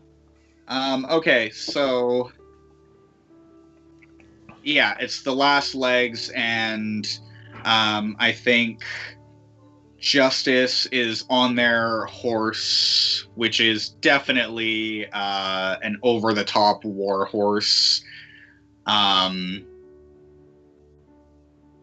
pack of armor that is wrapped in oiled leather across the rear of the horse, but not on the horse right now. And Justice is wearing like travel armor, but not battle ready because that's not necessary right now. I would need a squire to put that on. And they are holding a torch, which I am sure River and Elamira do not need to see at night. Okay. Cool. Which Justice is sure, at least, that River and Elamira do not need. It's just for Justice, but we are both illuminated in that torchlight, and we can see we are still coming down one of the last Oak Hills, so we can see over the wall of Barley Town, and we can see the firelight of the various fires and the outdoor cook fires of the town that are lit before we get far enough down the last hill that we will only see that reflected in the sky. And Justice says,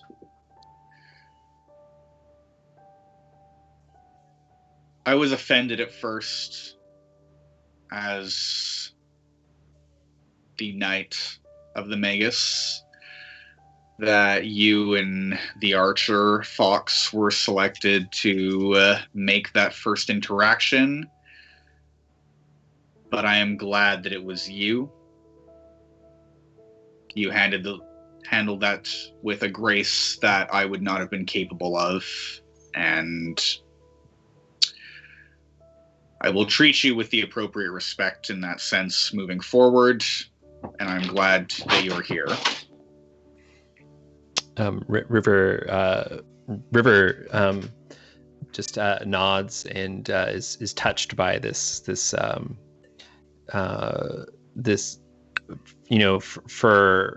for them it's like really kind of like the first time they've really seen Justice, not just like I'm high status, like in this situation, and kind of like concede a little bit, and maybe River looks at you, and I think like by the torchlight now we like really see River's face super closely, and it's apparent why Justice assumes that we don't need light, because I think that like River's face, while she has a mouth, she doesn't really have like eyes. It's just kind of like smooth, and the eyes have actually been kind of like painted on, and it's like unclear if this is just for everyone else's comfort or if they actually have some sort of like function or not. As a player, I'm kind of thinking that like, maybe there's even like some kind of like magic or some sort of like runes or some kind of like magical writing or something that our bodies are like these canvases for. And like, maybe even we see like the Magus like occasionally like pulling out their like ink pots and like touching up, touching up these symbols, right? Yeah, that's epic. And River says, we're going to have to trust each other on this journey, Justice. We all have our skills. The Magus chose each of us for a reason. The Magus never does anything but for a reason. And you are just as necessary as any one of us.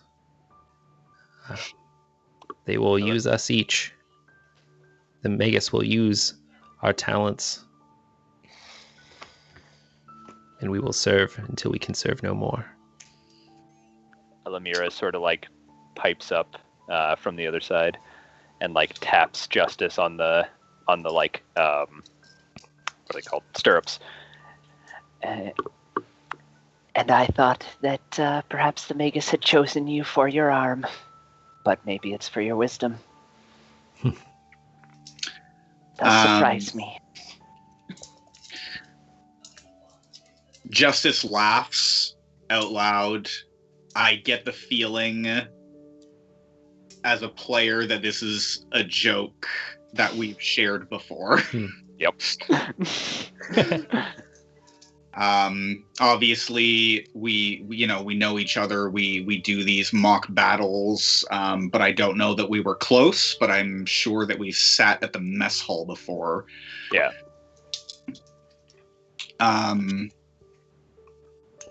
And Justice laughs out loud at that and says, "My trust in you is not in question. My trust in the Magus is what's in question. But once again, they have made a choice that I did not think was right and turned out to be right. And still I do not trust them. But I've known you since you were..." And she just gestures towards the ground and like levels off at about a foot. I've known you since you were about that tall. And the Magus knew me before I was even bound to this body. I think that perhaps we may not always understand, but what is important is to always question. They may not always make the right decision. They've lived for a long time, and I'm sure I would never say that they've made a mistake, but they surround themselves with people who can call them on it. It's like the old story of the latrine digger and the sparrow. You heard that one, haven't you? And we like kind of whip our heads around, and we see Morris, who is the privy digger, who's been digging a privy. It was taking a break from where they were supposed to be digging a privy in the bushes, and he kind of pops up. Oh, is that how we're going to use this moving forward? You just put that on the table. I just want you to know. You know you've heard the story, right? You know the latrine digger's digging a hole, and the sparrow calls down, "Hey, your hole's crooked," and I'm like, "Well, of course my hole's crooked. What am I supposed to do about it?" And the sparrow's like, "Why don't you dig it straight?" But the thing is, there's a lot of reasons why I can't dig a straight hole. There's roots in the ground, there's rocks, there's skeletons. I don't know. All kinds of things could be in that. Oh, you don't know because you're not in if you're not in the shit with the shovel. You might be able to see the problem, but you might not know how to fix it. That's all I'm saying. That's all I'm saying. And he like backs off and into the bushes. Not in the shit with the shovel is my new favorite thing. As Morris backs away, Justice is gonna say, "That motherfucker understands more about the world than any of the kids that I should have him teaching the fuck." Even he was brought for a reason, and maybe not just to dig latrines. And Justice is going to turn to River, Elamira, whichever one is going to respond to this, I guess, and say, "What was that song that you used to sing me about the sparrow. Morris just reminded me about it, and I would like to hear it again. And that is going to be seen. You don't have to sing or make up a song. I literally made a song. No. That is going to be Justice's Comfort from Home.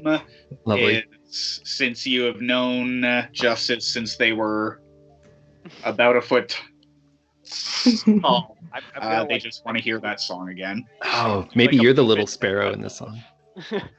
Did we used to call you Little Sparrow? Oh, heck back yes. then? Heck yes, we did.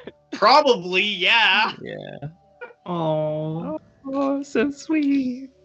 Sparrow That's cool. flies down from I- the mountain, and just the more lore for the bird lady. Yeah. I really love this concept of us having known you since you were young. It's really beautiful. Yeah, I love that. That is super cool. Yeah.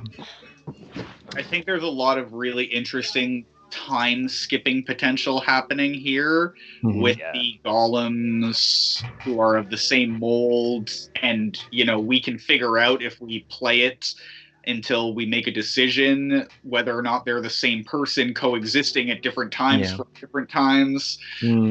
Hive minding, or just that time not being the same for them. We have this anthropomorph. Yeah. Don't bother me. In a time when magic's dying, but this anthropomorph is still anthropomorphic, and we have this old woman who talks to the birds. I think there's a lot of potential for the timeline in this one. Yeah. That's really cool. Yeah. Well, cool. Great first session. Let's so we're gonna take a little break and then come back and do some more scenes. Yep. Sounds good. Awesome. See you all in 10 minutes. See you soon.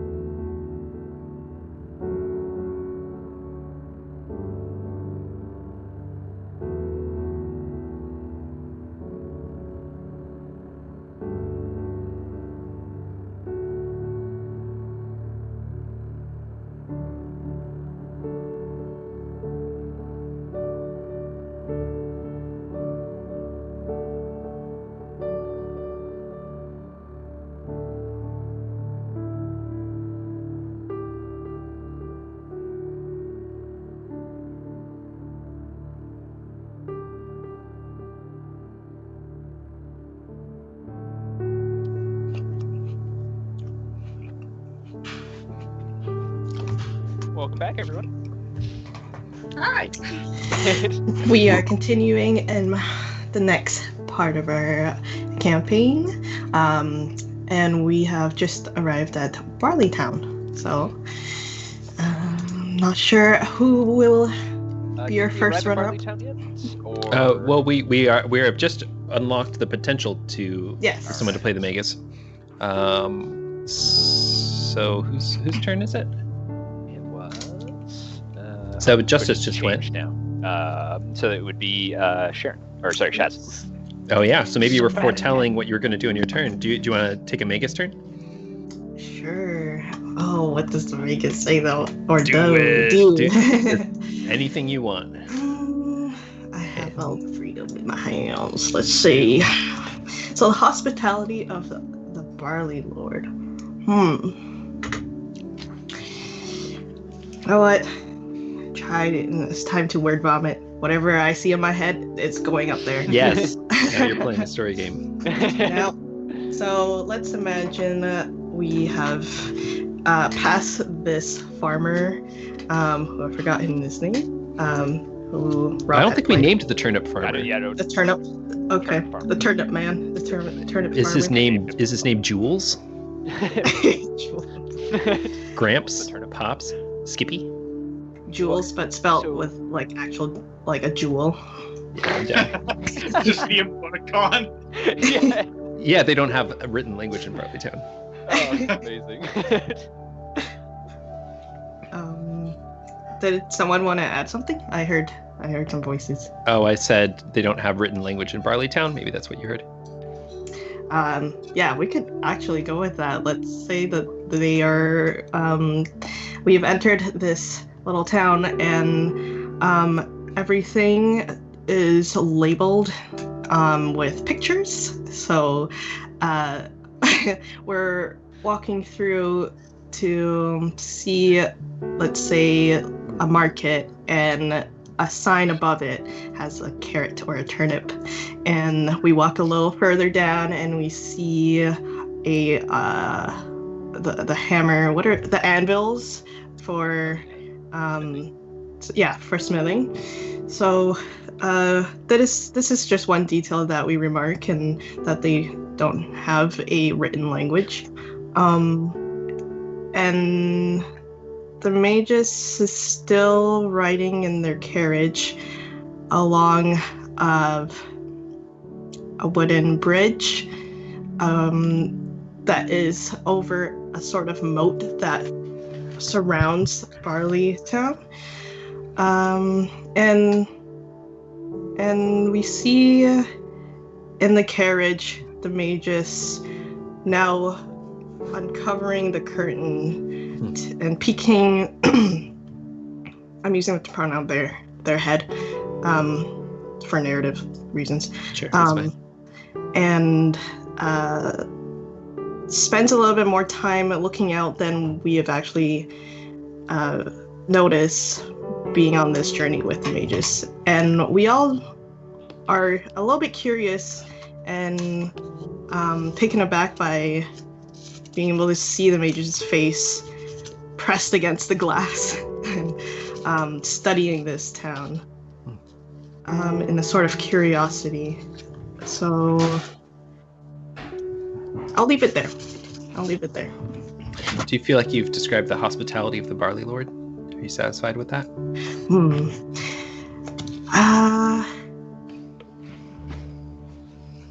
So I know that we want this place to be more of a dangerous place.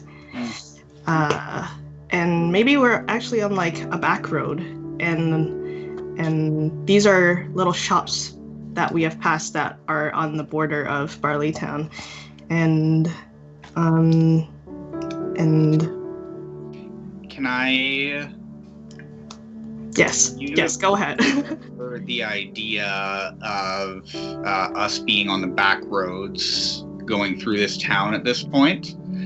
How do you feel about the idea of like the Barley Lord isn't the mayor of this town, but is maybe like the local prolific mob boss or something like that? Is that an idea you're interested in? Yeah, maybe some of his not workers, but his crew is starting to gossip around, and you hear muttering and quiet talk, just like, oh, who's that? Who are these people? Like, I haven't seen that carriage here before. And the whispers go around up to this mob boss, and he steps out of a tavern that intersects our path and just stands right in front of the horses that is guiding our mages. And he takes his pitchfork and slams it down. He's the twin of Radish. Yeah, he's the twin of the turnip man. And he says, "What have we got here?" the classic. The classic. And the magus kind of hesitantly looks at all of us and just closes the curtain and then opens it back and then kind of motions to us to I don't know. What I have a thought. What if the magus closes the curtain and then opens the curtain back up again and they look completely different? Oh. Yeah. Oh, sorry. I'm totally getting like Howl's Moving Castle vibes from this like this whole image and this like. And like the magus just like transforms into like who they need to be to deal with the situation. Yeah. So who are you like that? Cool. Who is it? What do they do? What if they turn into I don't want to, someone from Barley Town, someone that seems like it's part of their people. Maybe some warrior or someone that is a leader of combat and is well respected and perhaps wearing brooches or some kind of armor that represents this this hierarchy, I guess. And the mages steps out of their carriage, and without saying a word, our little mob boss fellow kind of like stutters with their eyes open, like, huh? Oh, and he like bows his head and takes his pitchfork back down and surrenders it on the ground and kneeling on his knees, I guess, and apologizes before. Forgive me, I didn't know. Yes. But so he surrenders and he moves back to the side to let us pass. But as we see the scene of the carriage trundling off, the mob boss and their crew is still whispering about and saying, "Oh, you know what? He don't smell so familiar, or they don't smell so familiar." and I want to lead the carriage in somewhere dangerous. I don't know how, but perhaps letting the crew light up a path along the way that would follow somewhere like a. This is hard. So, the idea of the hospitality of the Barley Lord is what I've been kind of imagining as you put this scene together, and I'm really like glad that you said that about people saying it doesn't smell right, is that there's enough power here for the Lord of Barleytown to decide not to just stop someone in the road, but to be like, we need a more clever approach. Like, they didn't fall for it. Yeah. They just decided to take a more careful approach. So I kind of think it might be interesting for the hospitality of the Barley Lord to be them leading us, like you said, to a more dangerous place where we'd be more vulnerable, which doesn't have to look like a fight in the next scene, but just has to be like keeping us away from the civic center and more towards their center. Oh yeah. You know what I mean? In the Fight Club circle. Is that something that works for you? Is that in line with? I want the carriage to be led somewhere that is not the center of the town, and it's somewhere that we found ourselves in accidentally. Mm-hmm. So are they setting up like barricades, perhaps, to like people with like spilled carts of food, and they're like, "Oh, you have to go that way instead." Mm-hmm. I also imagine part of the hospitality, if they were to offer food at all, I imagine like rotten food, or because the crops had not been flourishing as much, probably because the magic has some sort of influence on the crops, and the only thing that they can or are willing to give passerbys are the leftovers and the scraps, and they are themselves they let themselves to the fresh fruits and foods. I'm not sure how exactly to end this scene, but let's say the carriage is trundling its way through and the road turns from a smoother path to now a bumpy and a rigid carriage ride. Mm-hmm. All right. Sweet. Sounds good. I would like to add a little bit of dressing to this scene of just when the Magus steps out looking like this barley cop. Justice sees the Magus doing that and looks at River and Elamira, like narrows their eyes at the Magus and looks at River and Elamira before like rolling their eyes disapprovingly.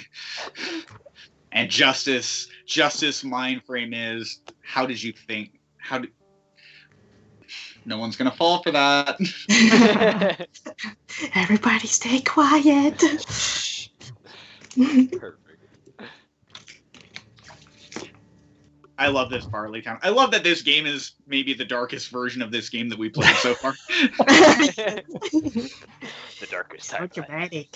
So I have to apologize. I effed everybody's screens. I was trying to like get it to be, I don't know. So I messed up all the cameras and I don't know how to get it back.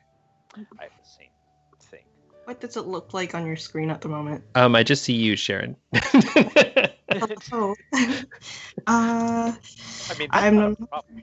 I didn't fix mine. Was I went up to at the very top toolbar. Yeah.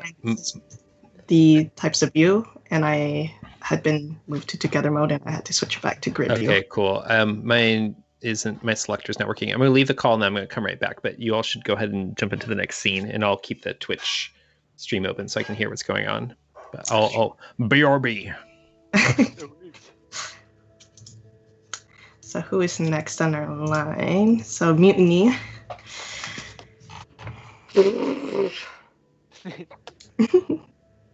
Same. The entire scene, I was like, maybe this is I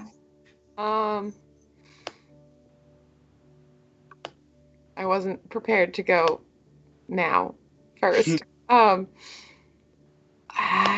don't know what I want to do. Do you want to swap places with Rob or myself?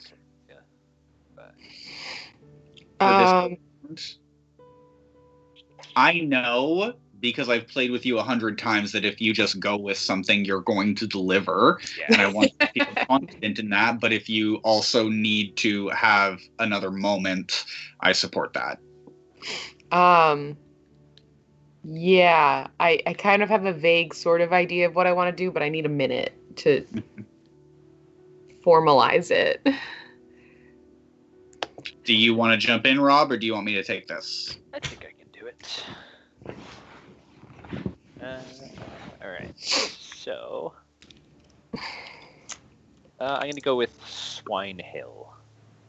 Your mic's a bit quiet, sorry. Oh, that's it, sorry. I did move it slightly away, is that better? Yes. Okay. Yeah, I could hear myself breathing in my headset. It wasn't fun. Okay, so, but this does sort of involve my lovely sister. I can go if you want to roll that over. An interesting concept would be like the, oh no, that'd be better for confession. Actually, yeah, Marcy, if you would like to go. Okay. I am going to do.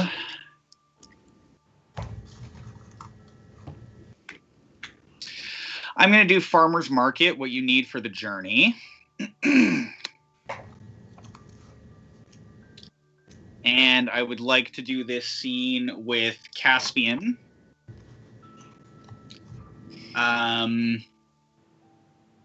And what I'm imagining is that we have been moved into this part of town where things are not quite above board. And I think Caspian and I both know that.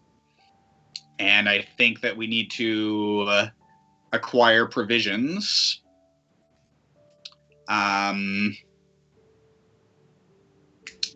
Mutiny, do you want to do us haggling and fighting with a shopkeep, or do you want to do us talking about how obviously a ploy us being moved here is? What's more interesting for you? You just triggered my D&D character, so I want to do the haggling with the shopkeeper. Would anyone like to volunteer to be the person trying to fleece us? Yo. Yeah? As always, I love playing other characters. Yes, I would love to be that.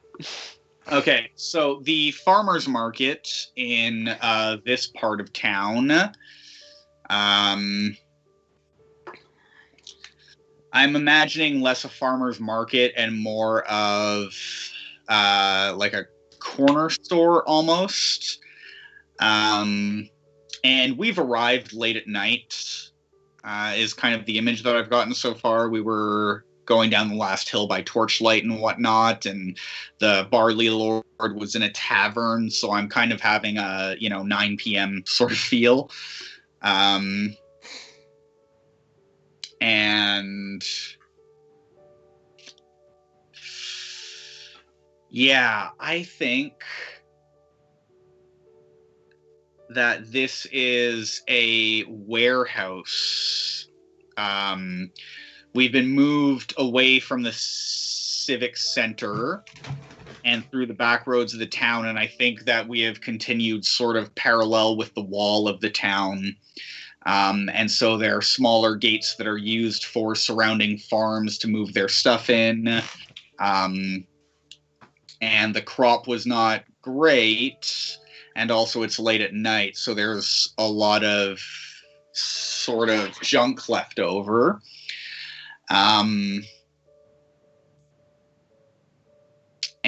this farmer's market corner store sort of thing is basically a warehouse with torches along the walls, and it's 2 aisles, and the aisles are just not loaded, they're picked and have the remains of the sort of least desirable vegetables, and also farming equipment on the walls that can be rented and isn't quality, but is being charged for rental as though it is quality.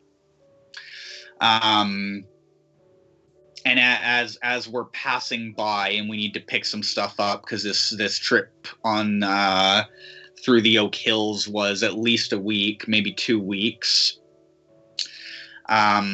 We have a whole garrison with us, so I don't think we're trying to buy provisions immediately, but what we're doing is trying to figure out where we can buy a garrison's worth of provisions. Okay. And the scene that I'm kind of imagining is that this person isn't trying to fleece us, but is trying to convince us that this is the part of town to buy that much stuff. Yep. And Caspian and I both know better for different reasons. And so we're going to walk in. And I think as we're walking in, I am talking to Caspian. Caspian's of Mistwood, right? Mm-hmm. No, Mistwood? Where is it? Yeah. And Justice is saying, I hope soon we'll be passing through your home and the home of the Golem. This is a mess. This place is a mess. It's certainly something. And Caspian kind of looks at the stalls and the barren whatever's left, and yeah. You've got sight of my wares. Finest in the land, I promise.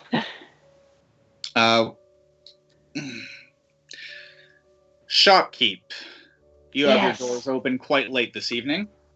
Absolutely. You never know when good business will stop by, and I did happen to hear through the grapevine that you might be here.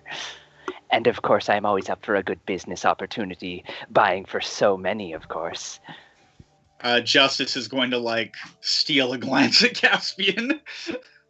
And what makes you think that you have what we need? Well, food, mainly.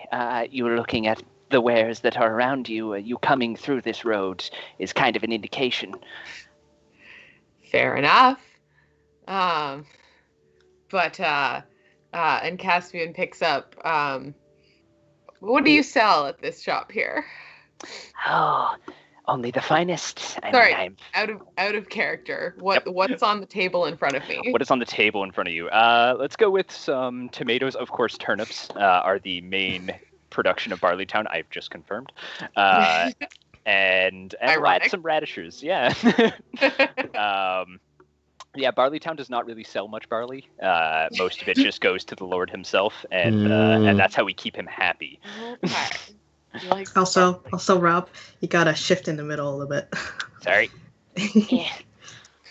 Or just move the camera, whichever way. Yeah, either way. So Caspian picks up a rather soft, squishy tomato and says, I don't know that this is what's going to last us. And how much are you charging for this? Well, man's got to make a living.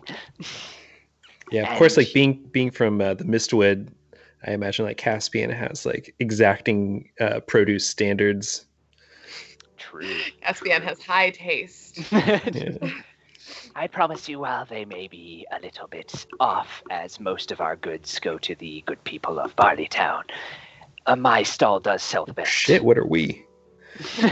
You are... I'm not in the scene. This is Ross. True. We just have like a never-ending story moment where like all of a sudden we hear the players in the scene. Context, yeah. Voices from above. Is that magic?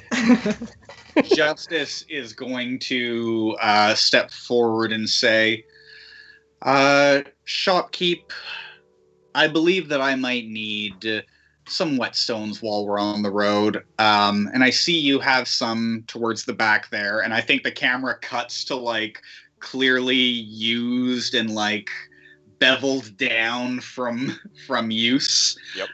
Whetstones with a literal like brand price tag as though they were new at the other end of the room, and cuts back, and Justice says, might you fetch me a few, please, while we overlook your produce here?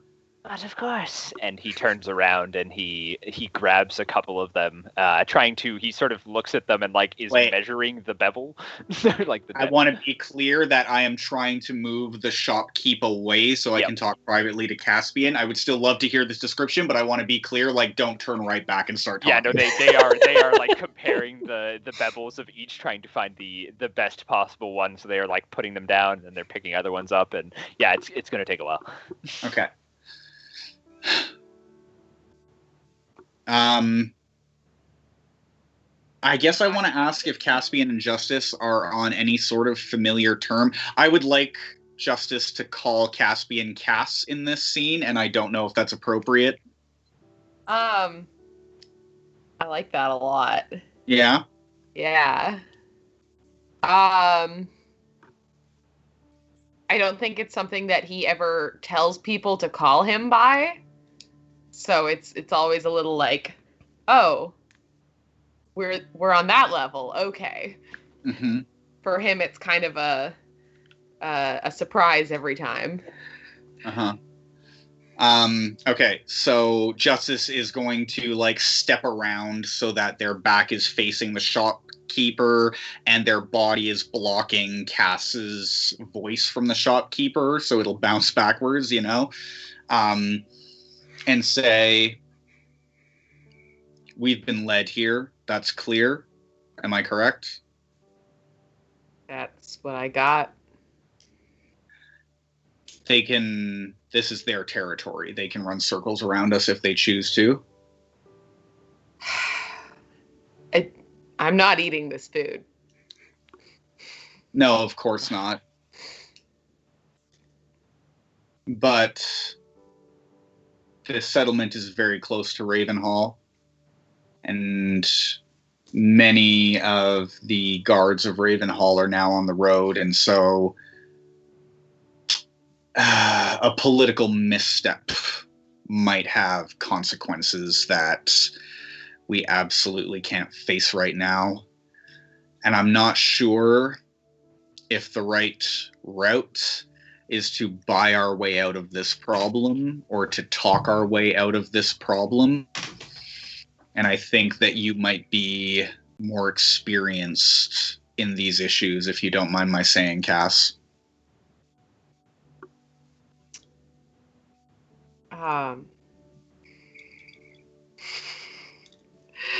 What do you mean by that? Well, Cass is an archer and a fox. Okay. And although I don't want to be playing in the like realm of like fantasy racism and fantasy xenophobia, I feel like you've set up Cass as though someone who is othered.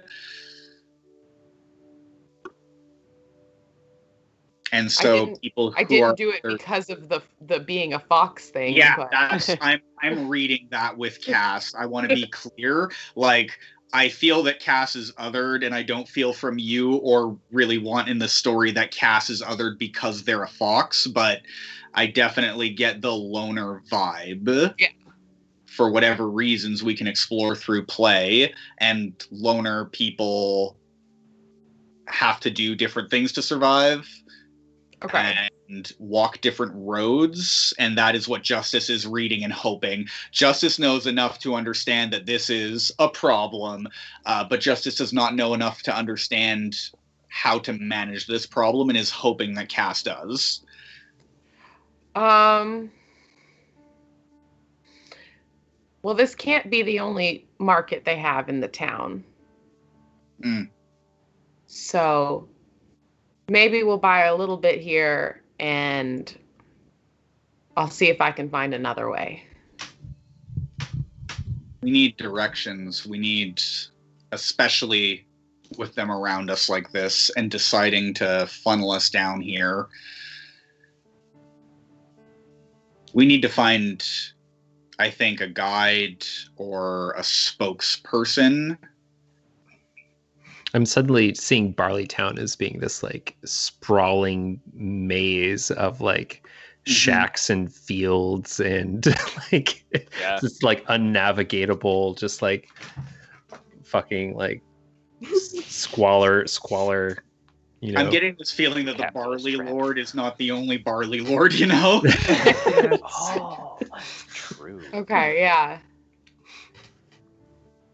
And I'm just wondering if you might know the best way to endear ourselves to an individual rather than a crew like the one that turned over carts to get us here.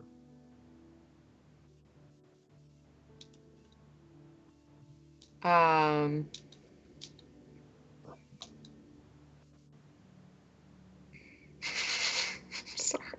No, it's fine. No worries. It's totally cool. So, Marcy, it sounds like you're interested in. I'm sorry. Is your actually? I don't know if I was actually introduced to everybody. Is your name Elish? I see that's what's in your. Oh, just call me Mutiny. Mutiny. Cool. Is great, yes. Yeah. Awesome. So so it sounds like you're interested in Mutiny coming up with like a character, like an inn, like you're interested in like Mutiny talking about something that like Caspian knows, like maybe just through their background of being from Mistwood, or just like because of their kind of like insight that they've got some gift that's going to lead us through this through being kind of lost. 100%. One of the ropes that I'm hoping. I'm also really open to Mutiny having Caspian be like, I don't fucking know. So I want to put that on the table verbally. Thank you for helping facilitate that, Ross. I am totally okay with Caspian being like, what? Why would I know this? Ooh. But the thing that I'm kind of angling towards is that Caspian might know how to like sweet talk this shopkeep for a minute and throw money or just the right talk their way, that they would be like, oh, okay, we're not gonna fuck you that hard. All right, fine. One of those two directions is what's on my mind, and if you think of anything else, fucking obviously great. Okay. I don't think Caspian's ever been to Barleytown before. So it's a little bit new. But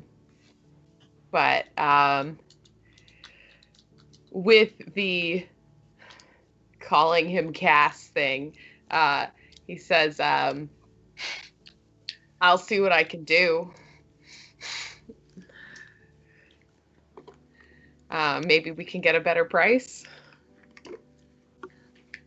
So should I I'm turn kind around of at this point? just like ending the scene there if you don't want to do like talking to this person about that, and we can keep playing through scenes what happens with that. Okay. Okay. Yeah, so I think the shopkeeper kind of walks back as the camera pans out, and Caspian steps forward past Justice to start talking to the shopkeeper.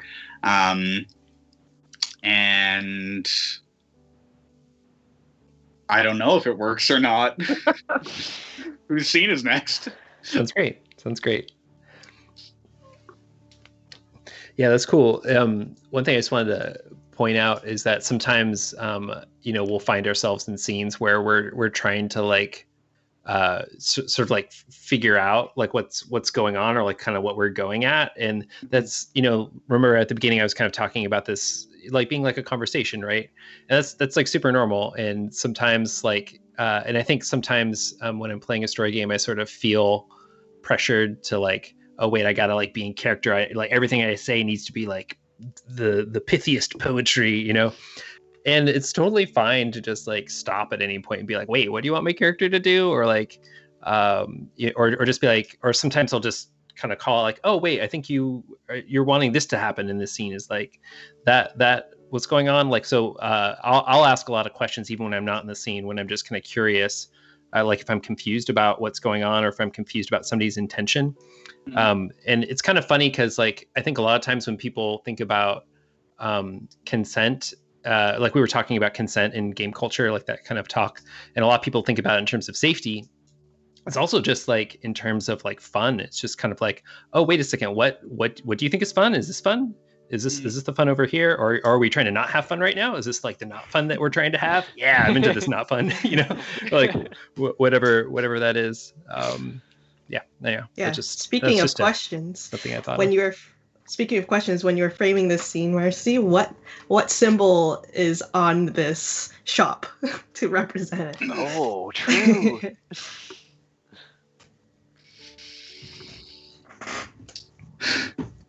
Money. Nice. Man just paints a dollar bill. Yeah. Awesome. Great. Okay, cool. So who is next? So that was Marcy. That was Marcy's scene. That was her scene. So I know, Ailish, you had not wanted to. Jesus, I'm sorry. It's my fault. I'm the one that did that. No, I'm the worst. Oh, now you're apologizing, so you're making it worse. So yeah, I know. It's just. Anyways, so I will go next. Sweet. Cool. Okay, so what I was thinking was with my lovely soul sister to go to Swine Hill. What's up? Yeah, what time of day is it right now? How many swines are on this hill? Swine? Swines?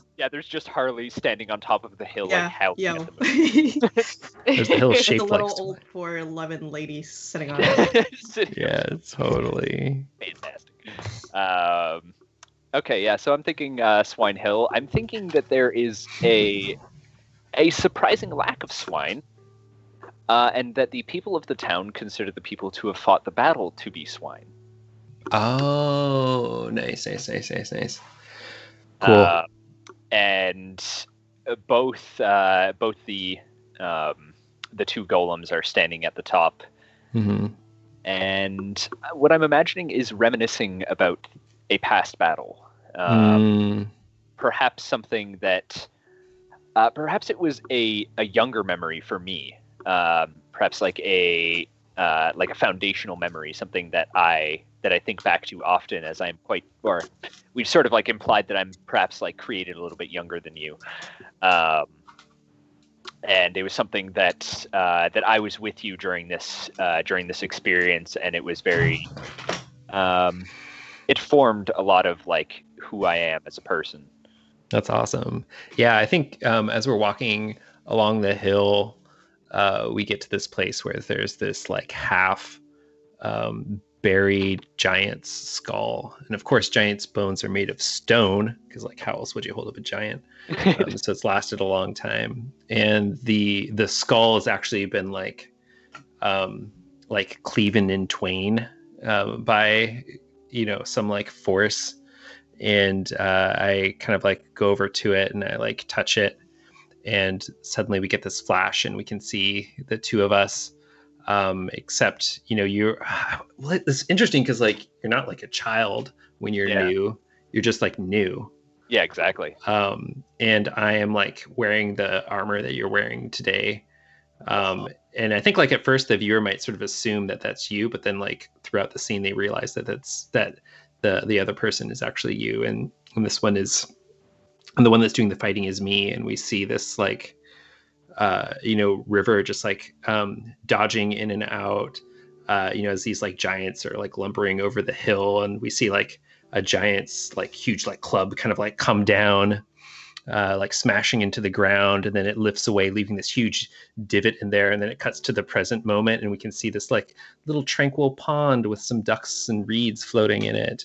Yeah. And then we see this other place where like the giant's kind of like swings its huge like club around and just like cleaves this whole, just like carves through, these like soldiers from Ravenhall as though they were wheat being cleaved with a scythe.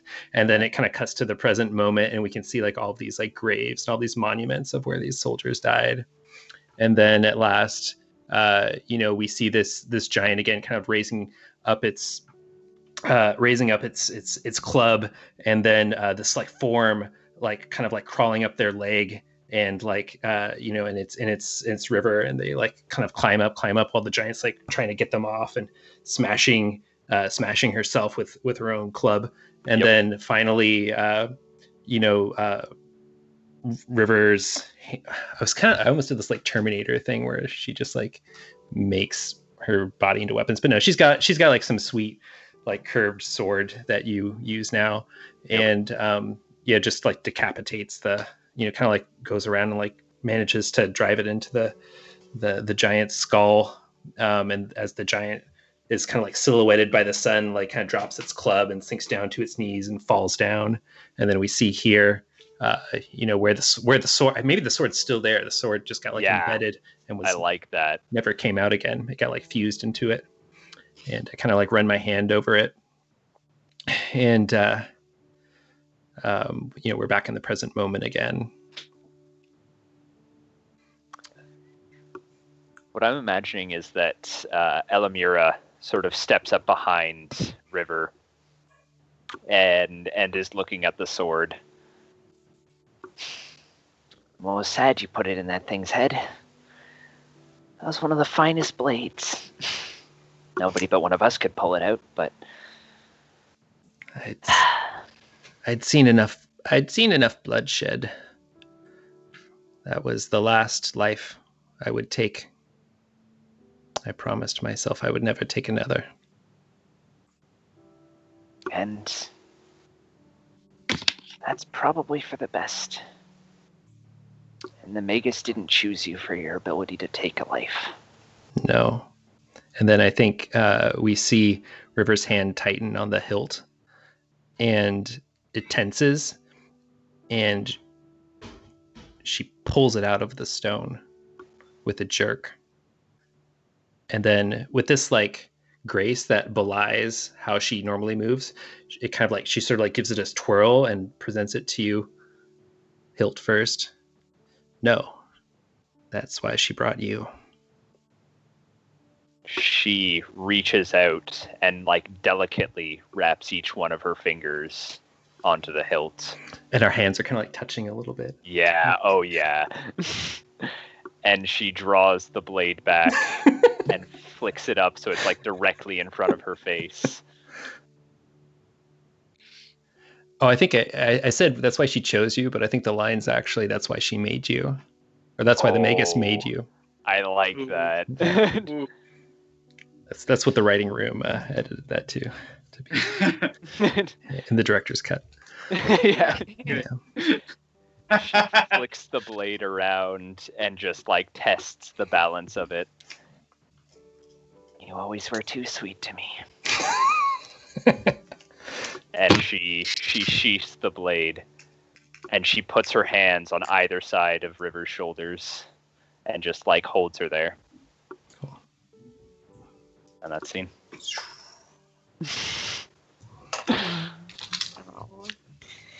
That was amazing. Oh. That was I love those seats. I just like in my head, that's a bootstrap paradox. Interesting. Yeah, we can get there. We can get there. Yeah. We can definitely get there. We'll see, but like that's what I just saw. Yep. Ah, I'm gonna write I down love turn this orders game. first. Ross, thank you. Oh, thank you. No, I love this game we're doing right now. Oh, it's my scene. Okay, cool. Oh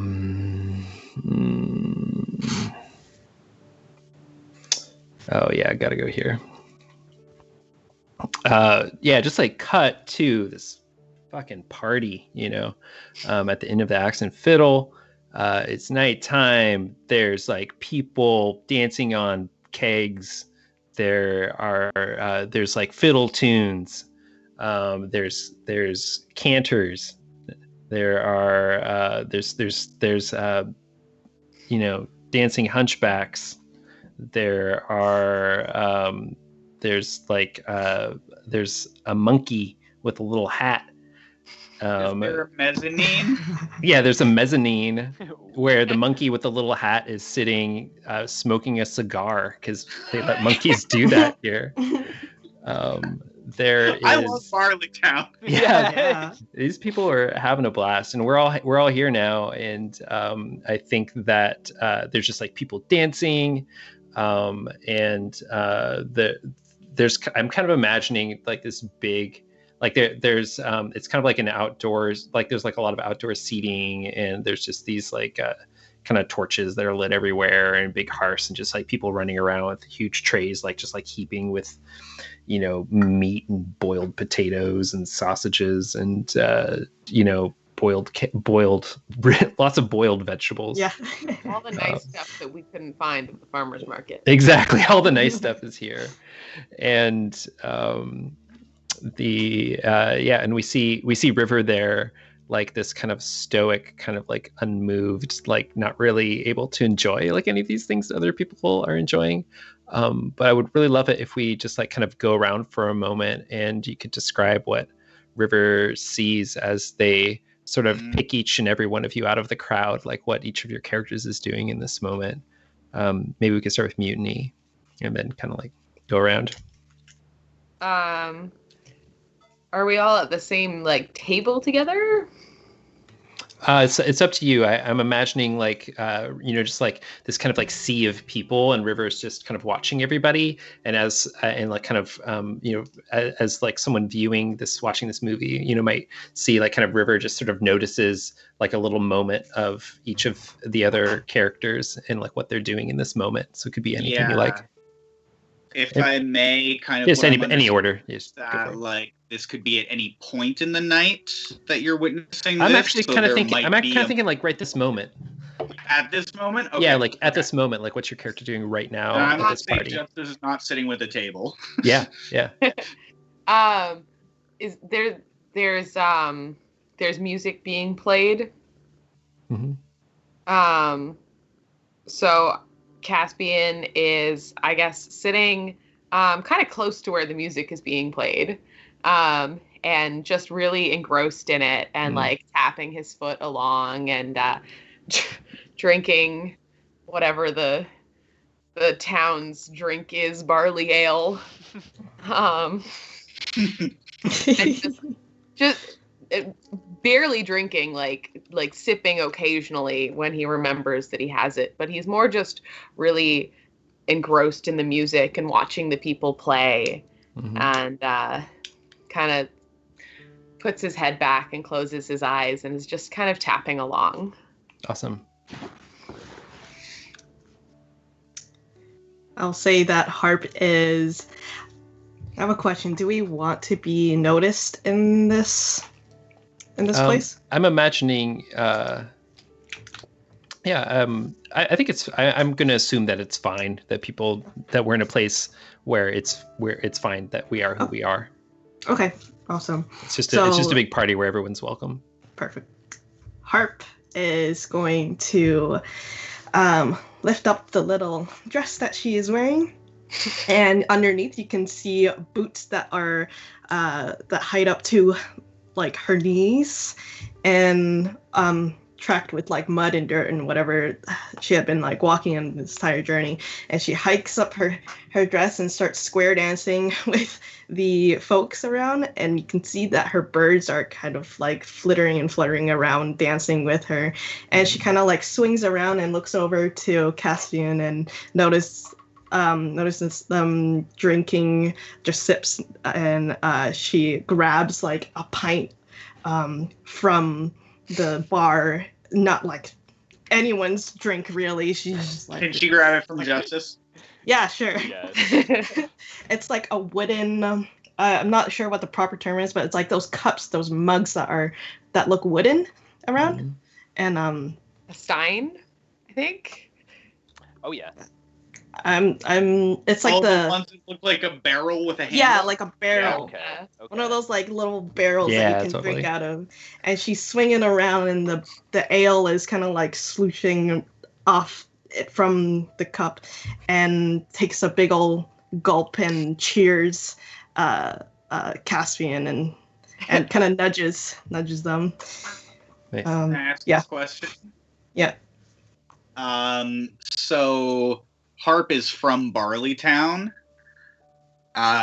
Is this like the local tradition square dance, or is it just Harp being the wild old woman that she is? I think it's the tradition. She's definitely dancing with a group of people that are swing dancing, so switching up partners and doing the arm and arm thing.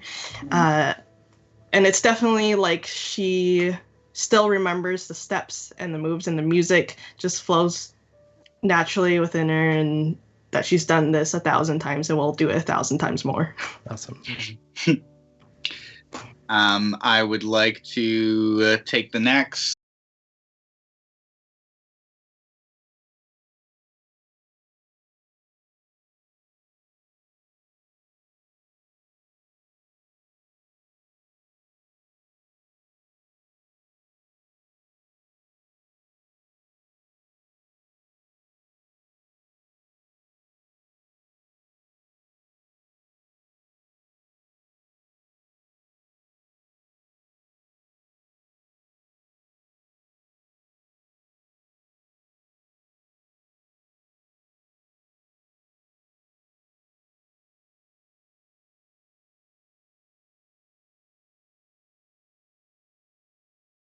Leans over her shoulder. I'd like my character to be alone in this scene, if that's okay. Okay, absolutely, yeah. And they are off sort of with the rest of the people, with Harp and Caspian and Justice. They're off at the bar, and they know that they can't really drink, but they stand there and they contemplate just like who's around them. And as that's all sort of happening, and it was Harp who picked up the cup, right, from Justice. Mm-hmm. Yep.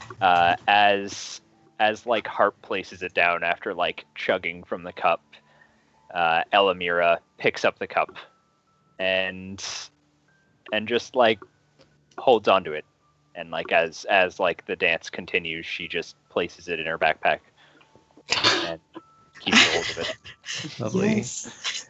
And as you do that, the music for the dance ends, and a new tune is struck up. It's a slower tune, so it's a waltz, and people begin. It's traditionally danced in partners, and you can see it's a crowd favorite, and people turn to one another and begin picking partners and doing this slow dance together. And there's these kind of like strings doing these long kind of like almost kind of like mournful shifting sounding chords. It's kind of like one of those happy sad songs. And we see, we're close again to River, and we can see her lips moving, from beneath her hood as she sings for an audience of just herself. The words to this song that's like been long forgotten, that the people of Barleytown don't even remember. This song, which was written many years ago after that fateful battle on Swine Hill where so many died, and she's singing to herself about, all those, it's just like really, it's like super sad. It's like, where's my son? Where's my son? He's sleeping under Swine Hill. Where's my daughter? Where's my daughter? She's sleeping under Swine Hill. Where's my lover? Where's my, it's just like, and like just going through all these different, it's just this like really mournful song of loss. And I think as the firelight kind of like flickers across her face, we see this like kind of like painted on tear underneath her eye, and then it's kind of like covered in shadows. Her face is covered in shadow again, and then the next time the light comes, we can see 2 tears kind of dripping like a stream, kind of like dripping down one cheek and down the other cheek. Scene. Wow. Yeah. So now we're switching it up. So now Ross is making us all sad. We still have one more scene to do since we skipped over Mutiny. If you are ready, Mutiny. I sort of have a vague idea of something that I might do. Just go with it. Can I tell you a secret, I've Mutiny? ever met, never played with. Go for it. Would you like to know a secret? I would like to know a secret. This is the secret. On your turn, you can literally make everyone else do all of the work, like I just did.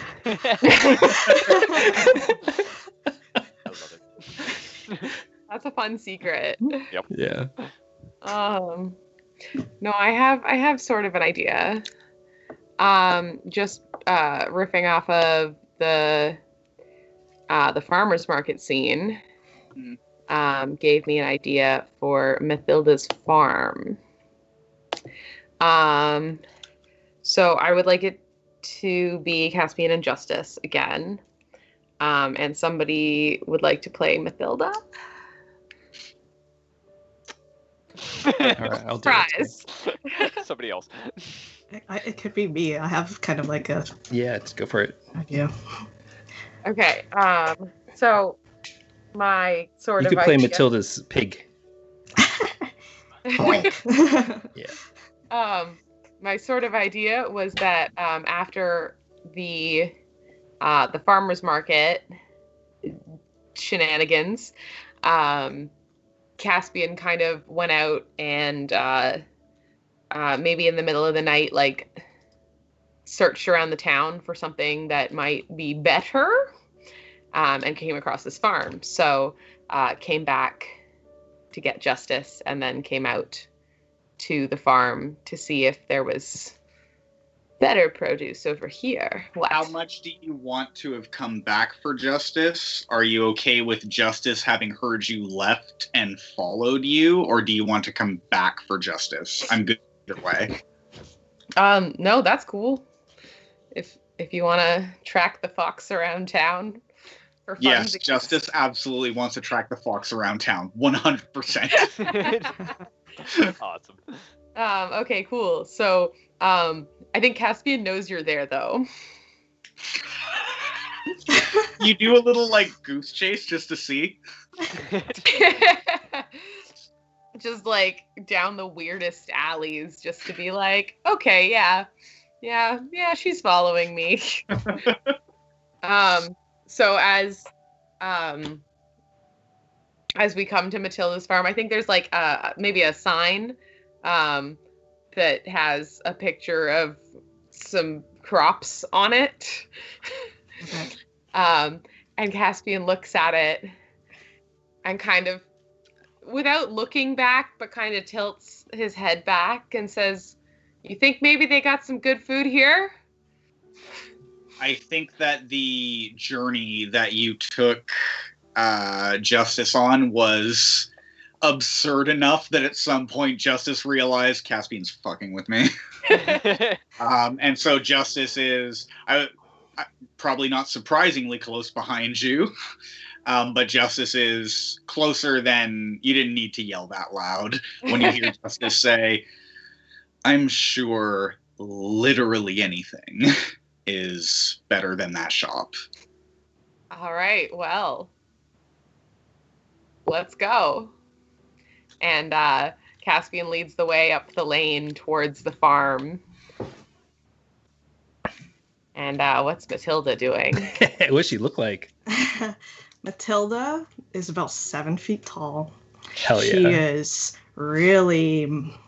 She's built. She's been working on this farm for years. She has got biceps and shoulders, and she's wearing her overalls. And she's got a little cap that's been kind of like scratched or like had ripped a little bit, but she still uses it despite the only portion of the sun being blocked is like you could see a bite mark like taken out of this cap maybe. Justice has never been more in love. As she, let's say, she knocks down her door, that kind of like swings open. It doesn't like lock or anything. It's just one of those swinging like cowboy doors with her foot, and she does her stretch. She's like, and she sees you two. What are you guys doing? Well, we're walking up the lane, and Caspian says, "Hello there." I really love it if you two had a. Oh wait, you haven't been to River Barley Town before, but maybe Matilda's been to. It'd be kind of interesting if maybe Matilda had like been to the Mistwood before and knows you from the Mistwood. Maybe she had gathered some of the seeds from Mistwood on an expedition. Familiar food on Matilda's farm for Caspian. What does Caspian eat, and what does Caspian like to eat?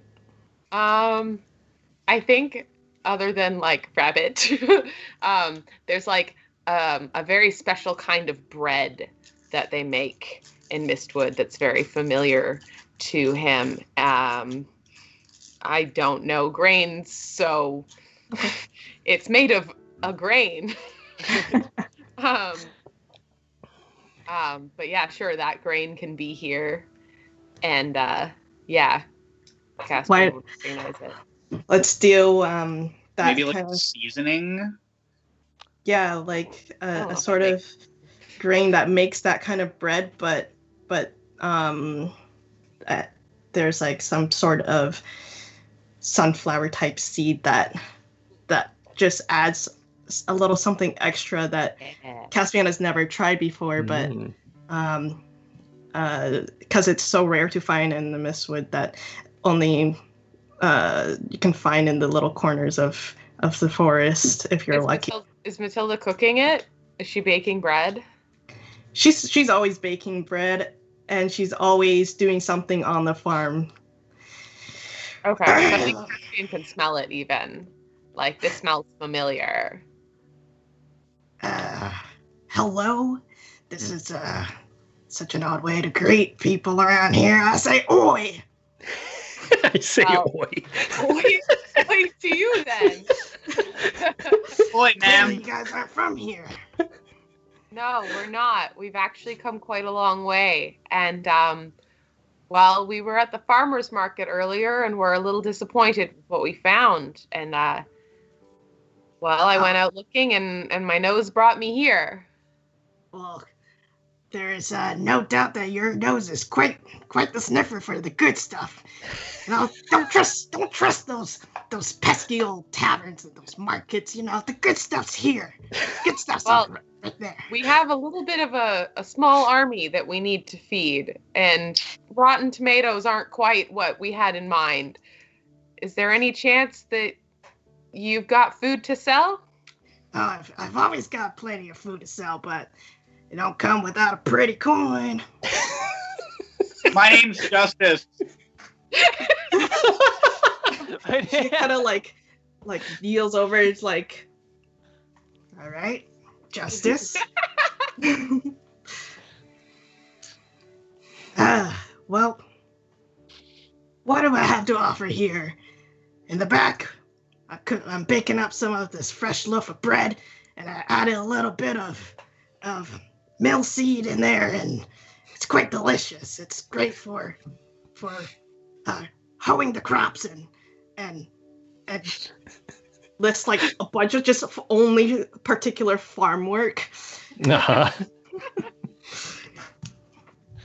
You don't get this type of nutrients anywhere else. You see these muscle gains? Yeah. It's all protein, carbs. Both protein. Cassius says, well, I'd love to sample some of it before we buy, if that's possible. A sample? Well, a sample's gonna still cost you something, but you know what? I see you've got... I'm assuming, so you're an archer. Do you have a bow Yeah. with you? Okay. I see you've got a pretty bow over there. Why don't you help me and shoot one of the rats that's... Oh shit, this is like a quest. Yeah. Fetch quest. I didn't see a question mark over this NPC's head. Dude, you got fetch quest. Good luck, dude. Happily and dutifully agrees to that and goes out and shoots some rats. All right, you miss. You missed the first one. Can we please just do this for the rest of the session? Yeah. The rest of the session could be this scene and Caspian. I think that makes perfect sense. I just want to say while this archery is happening that Justin is like, so what do you do? Is like standing uncomfortably close to Mathilda and being like, so what do you, is this just tossing hay and like poking her biceps? Mathilda is still like standing straight, but like just moves her eyes to look down instead of like moving her head. Gotta keep a great posture. Sorry, I can't look down at you. Just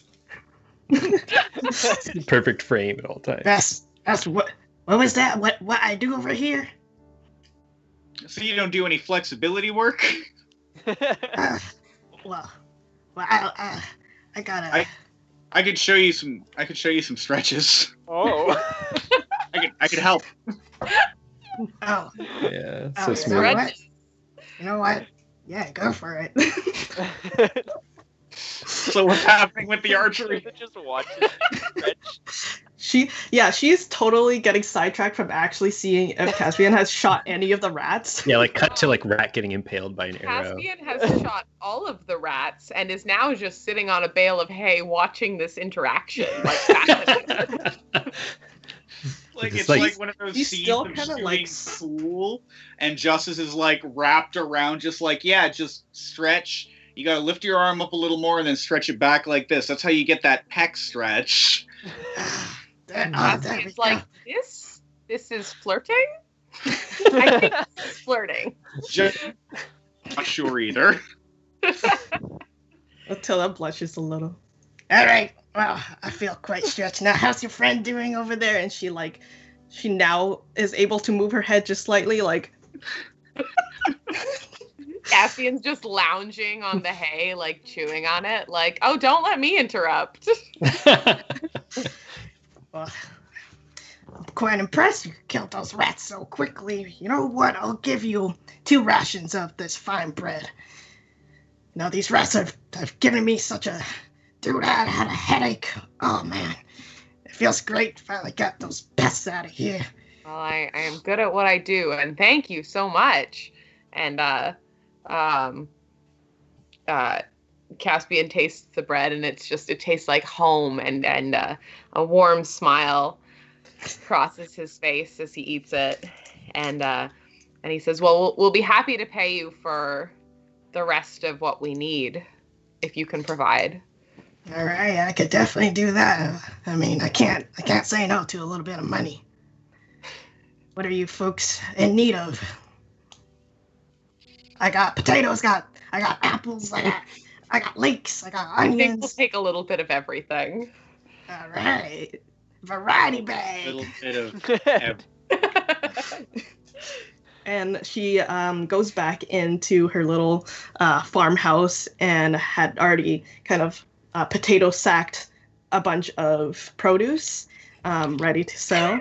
and she writes like, no, she doesn't write. She maybe in their Barley Town world, a little like flirtatious symbol is like, da, da, da, da, da.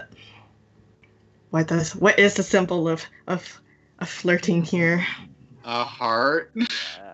Or maybe a ribbon or something, or like some kind of gift, some kind of token of affection.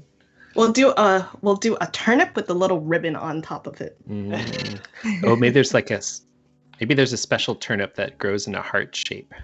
Aww. Heart-shaped turnip. So bad after all.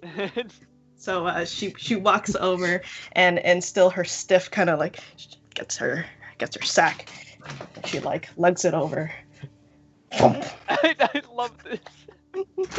The actual like doing of the that was amazing.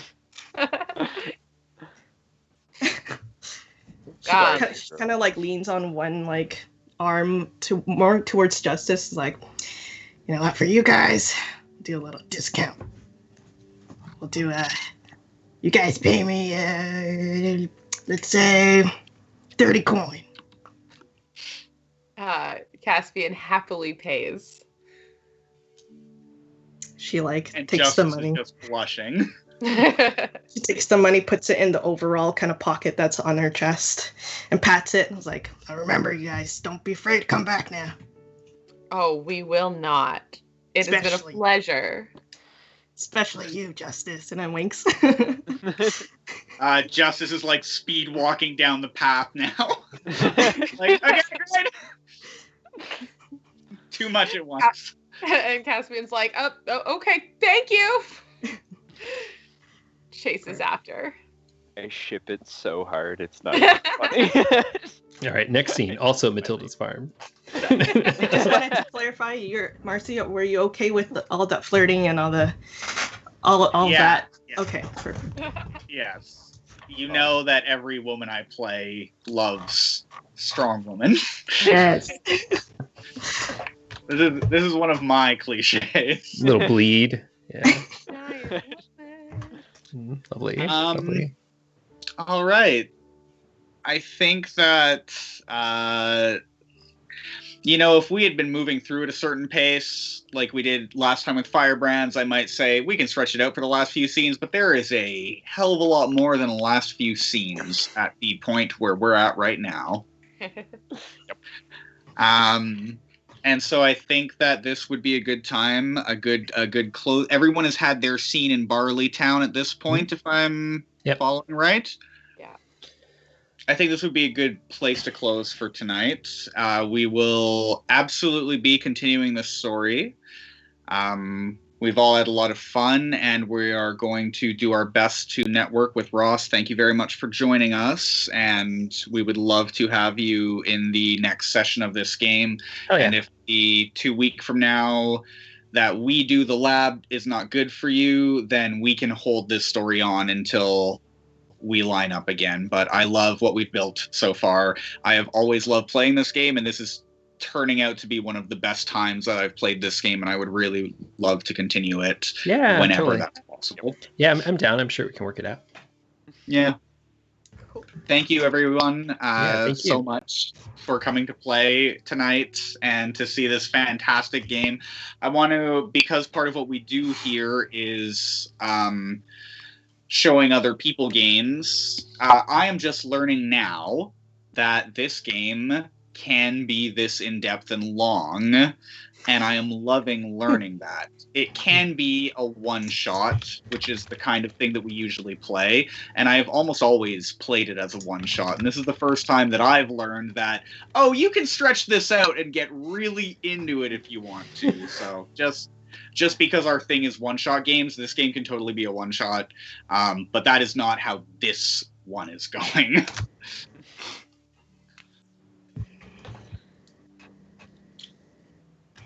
Yeah, my pleasure.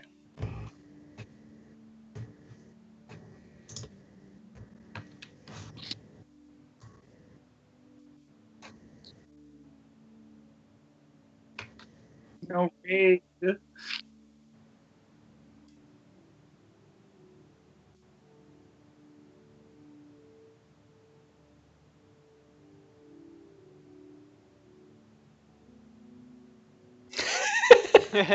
Why don't you go off the table? Might be available. Oh, you're gonna switch your stream over. I know all the people.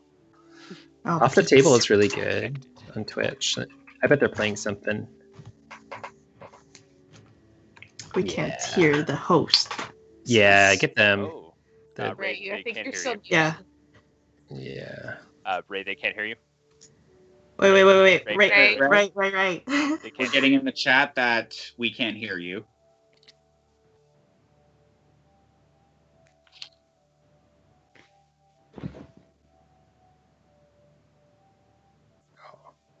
It's just all of us nodding. Because I mute do that a myself lot. like 5 or 6 different times on this thing just to make sure I stay muted. Oh, And I funny, missed funny. one. So what I was saying and what Ross was responding to is every time at the end of the games we try and raid another producer, someone who's and in the case of the lab we try and find someone who is doing an indie of some kind. And Ross was kind enough to point us towards Off the Table, and they are playing Janus City of Rebirth. I've actually don't know if that's a campaign they're doing or if that's another indie RPG, but Ross has recommended them, so we are definitely going to go with that. In the meantime, do not forget, if you want to support Dinner and a Game and the Lab, you can subscribe to us here on Twitch. If you have Amazon Prime already, you do get a free subscription every single month. We would be honored if you give it to us. That subscription, unfortunately, you have to renew it yourself manually every month, but it is free, and it's a way you can support producers like us, and then we can make more and better content. Also, if you want to support us, we have merch. If you want to go to our store at www.dinnerandagame.net, and I will put it on here, you can go ahead and do that. And we have lab merch now, and we have a lab shirt. We're going to be doing another version of the lab shirt, and we are going to be adding more lab stuff. I think I made a hat. Ooh, yes. Ooh. I think. I'm about to look again. But anyway, if not, I'll make a hat. It's Matilda's hat. Matilda's hat. Yeah. Rob, how fast can you get me Matilda? Not fast. Chop.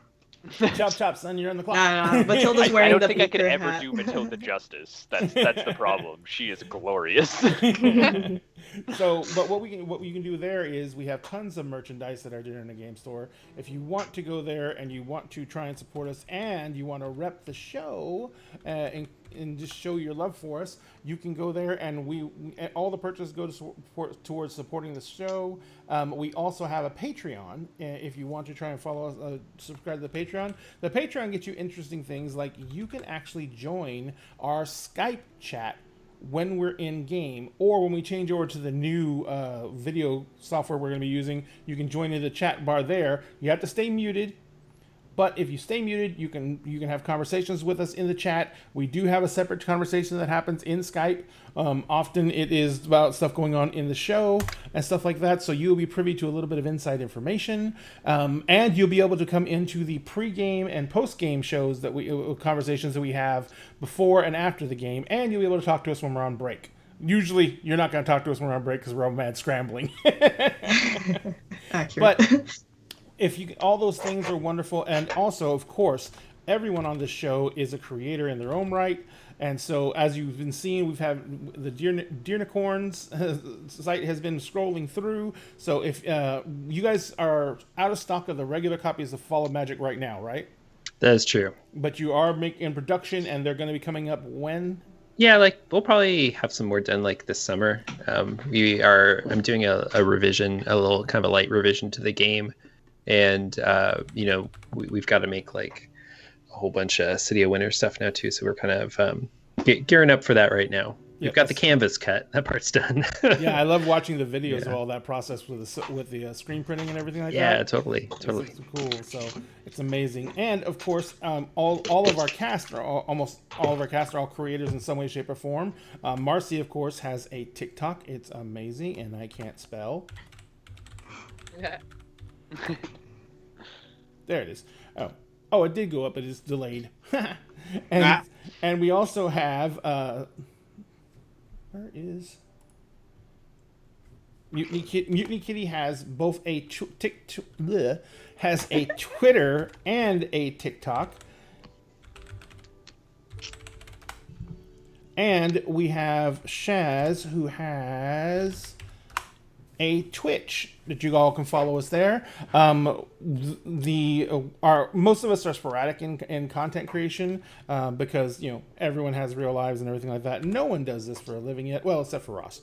And Dinner to Game also has a TikTok as well if you want to follow that. But anything you can do to support these creators, it would be greatly appreciated.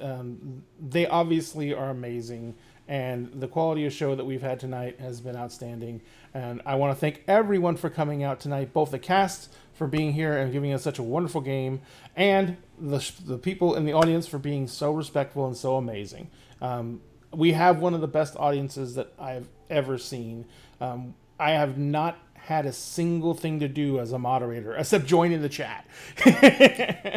And that is wonderful, guys. Thank you so much to everyone. Yeah, my pleasure. All right, so let's go ahead and get this raid going, and we will let people get out of here. So we're starting the raid. 10, 9, 8. But while we're going out, everyone have a good evening. Stay safe. Remember at Dinner Game, we always save you a seat at the table, but we want you to come back and be at that table. So stay safe and make sure you wear your masks. Good night, guys. Thank you so much, everyone. Bye, everyone. Have a good night. Bye. We are clear.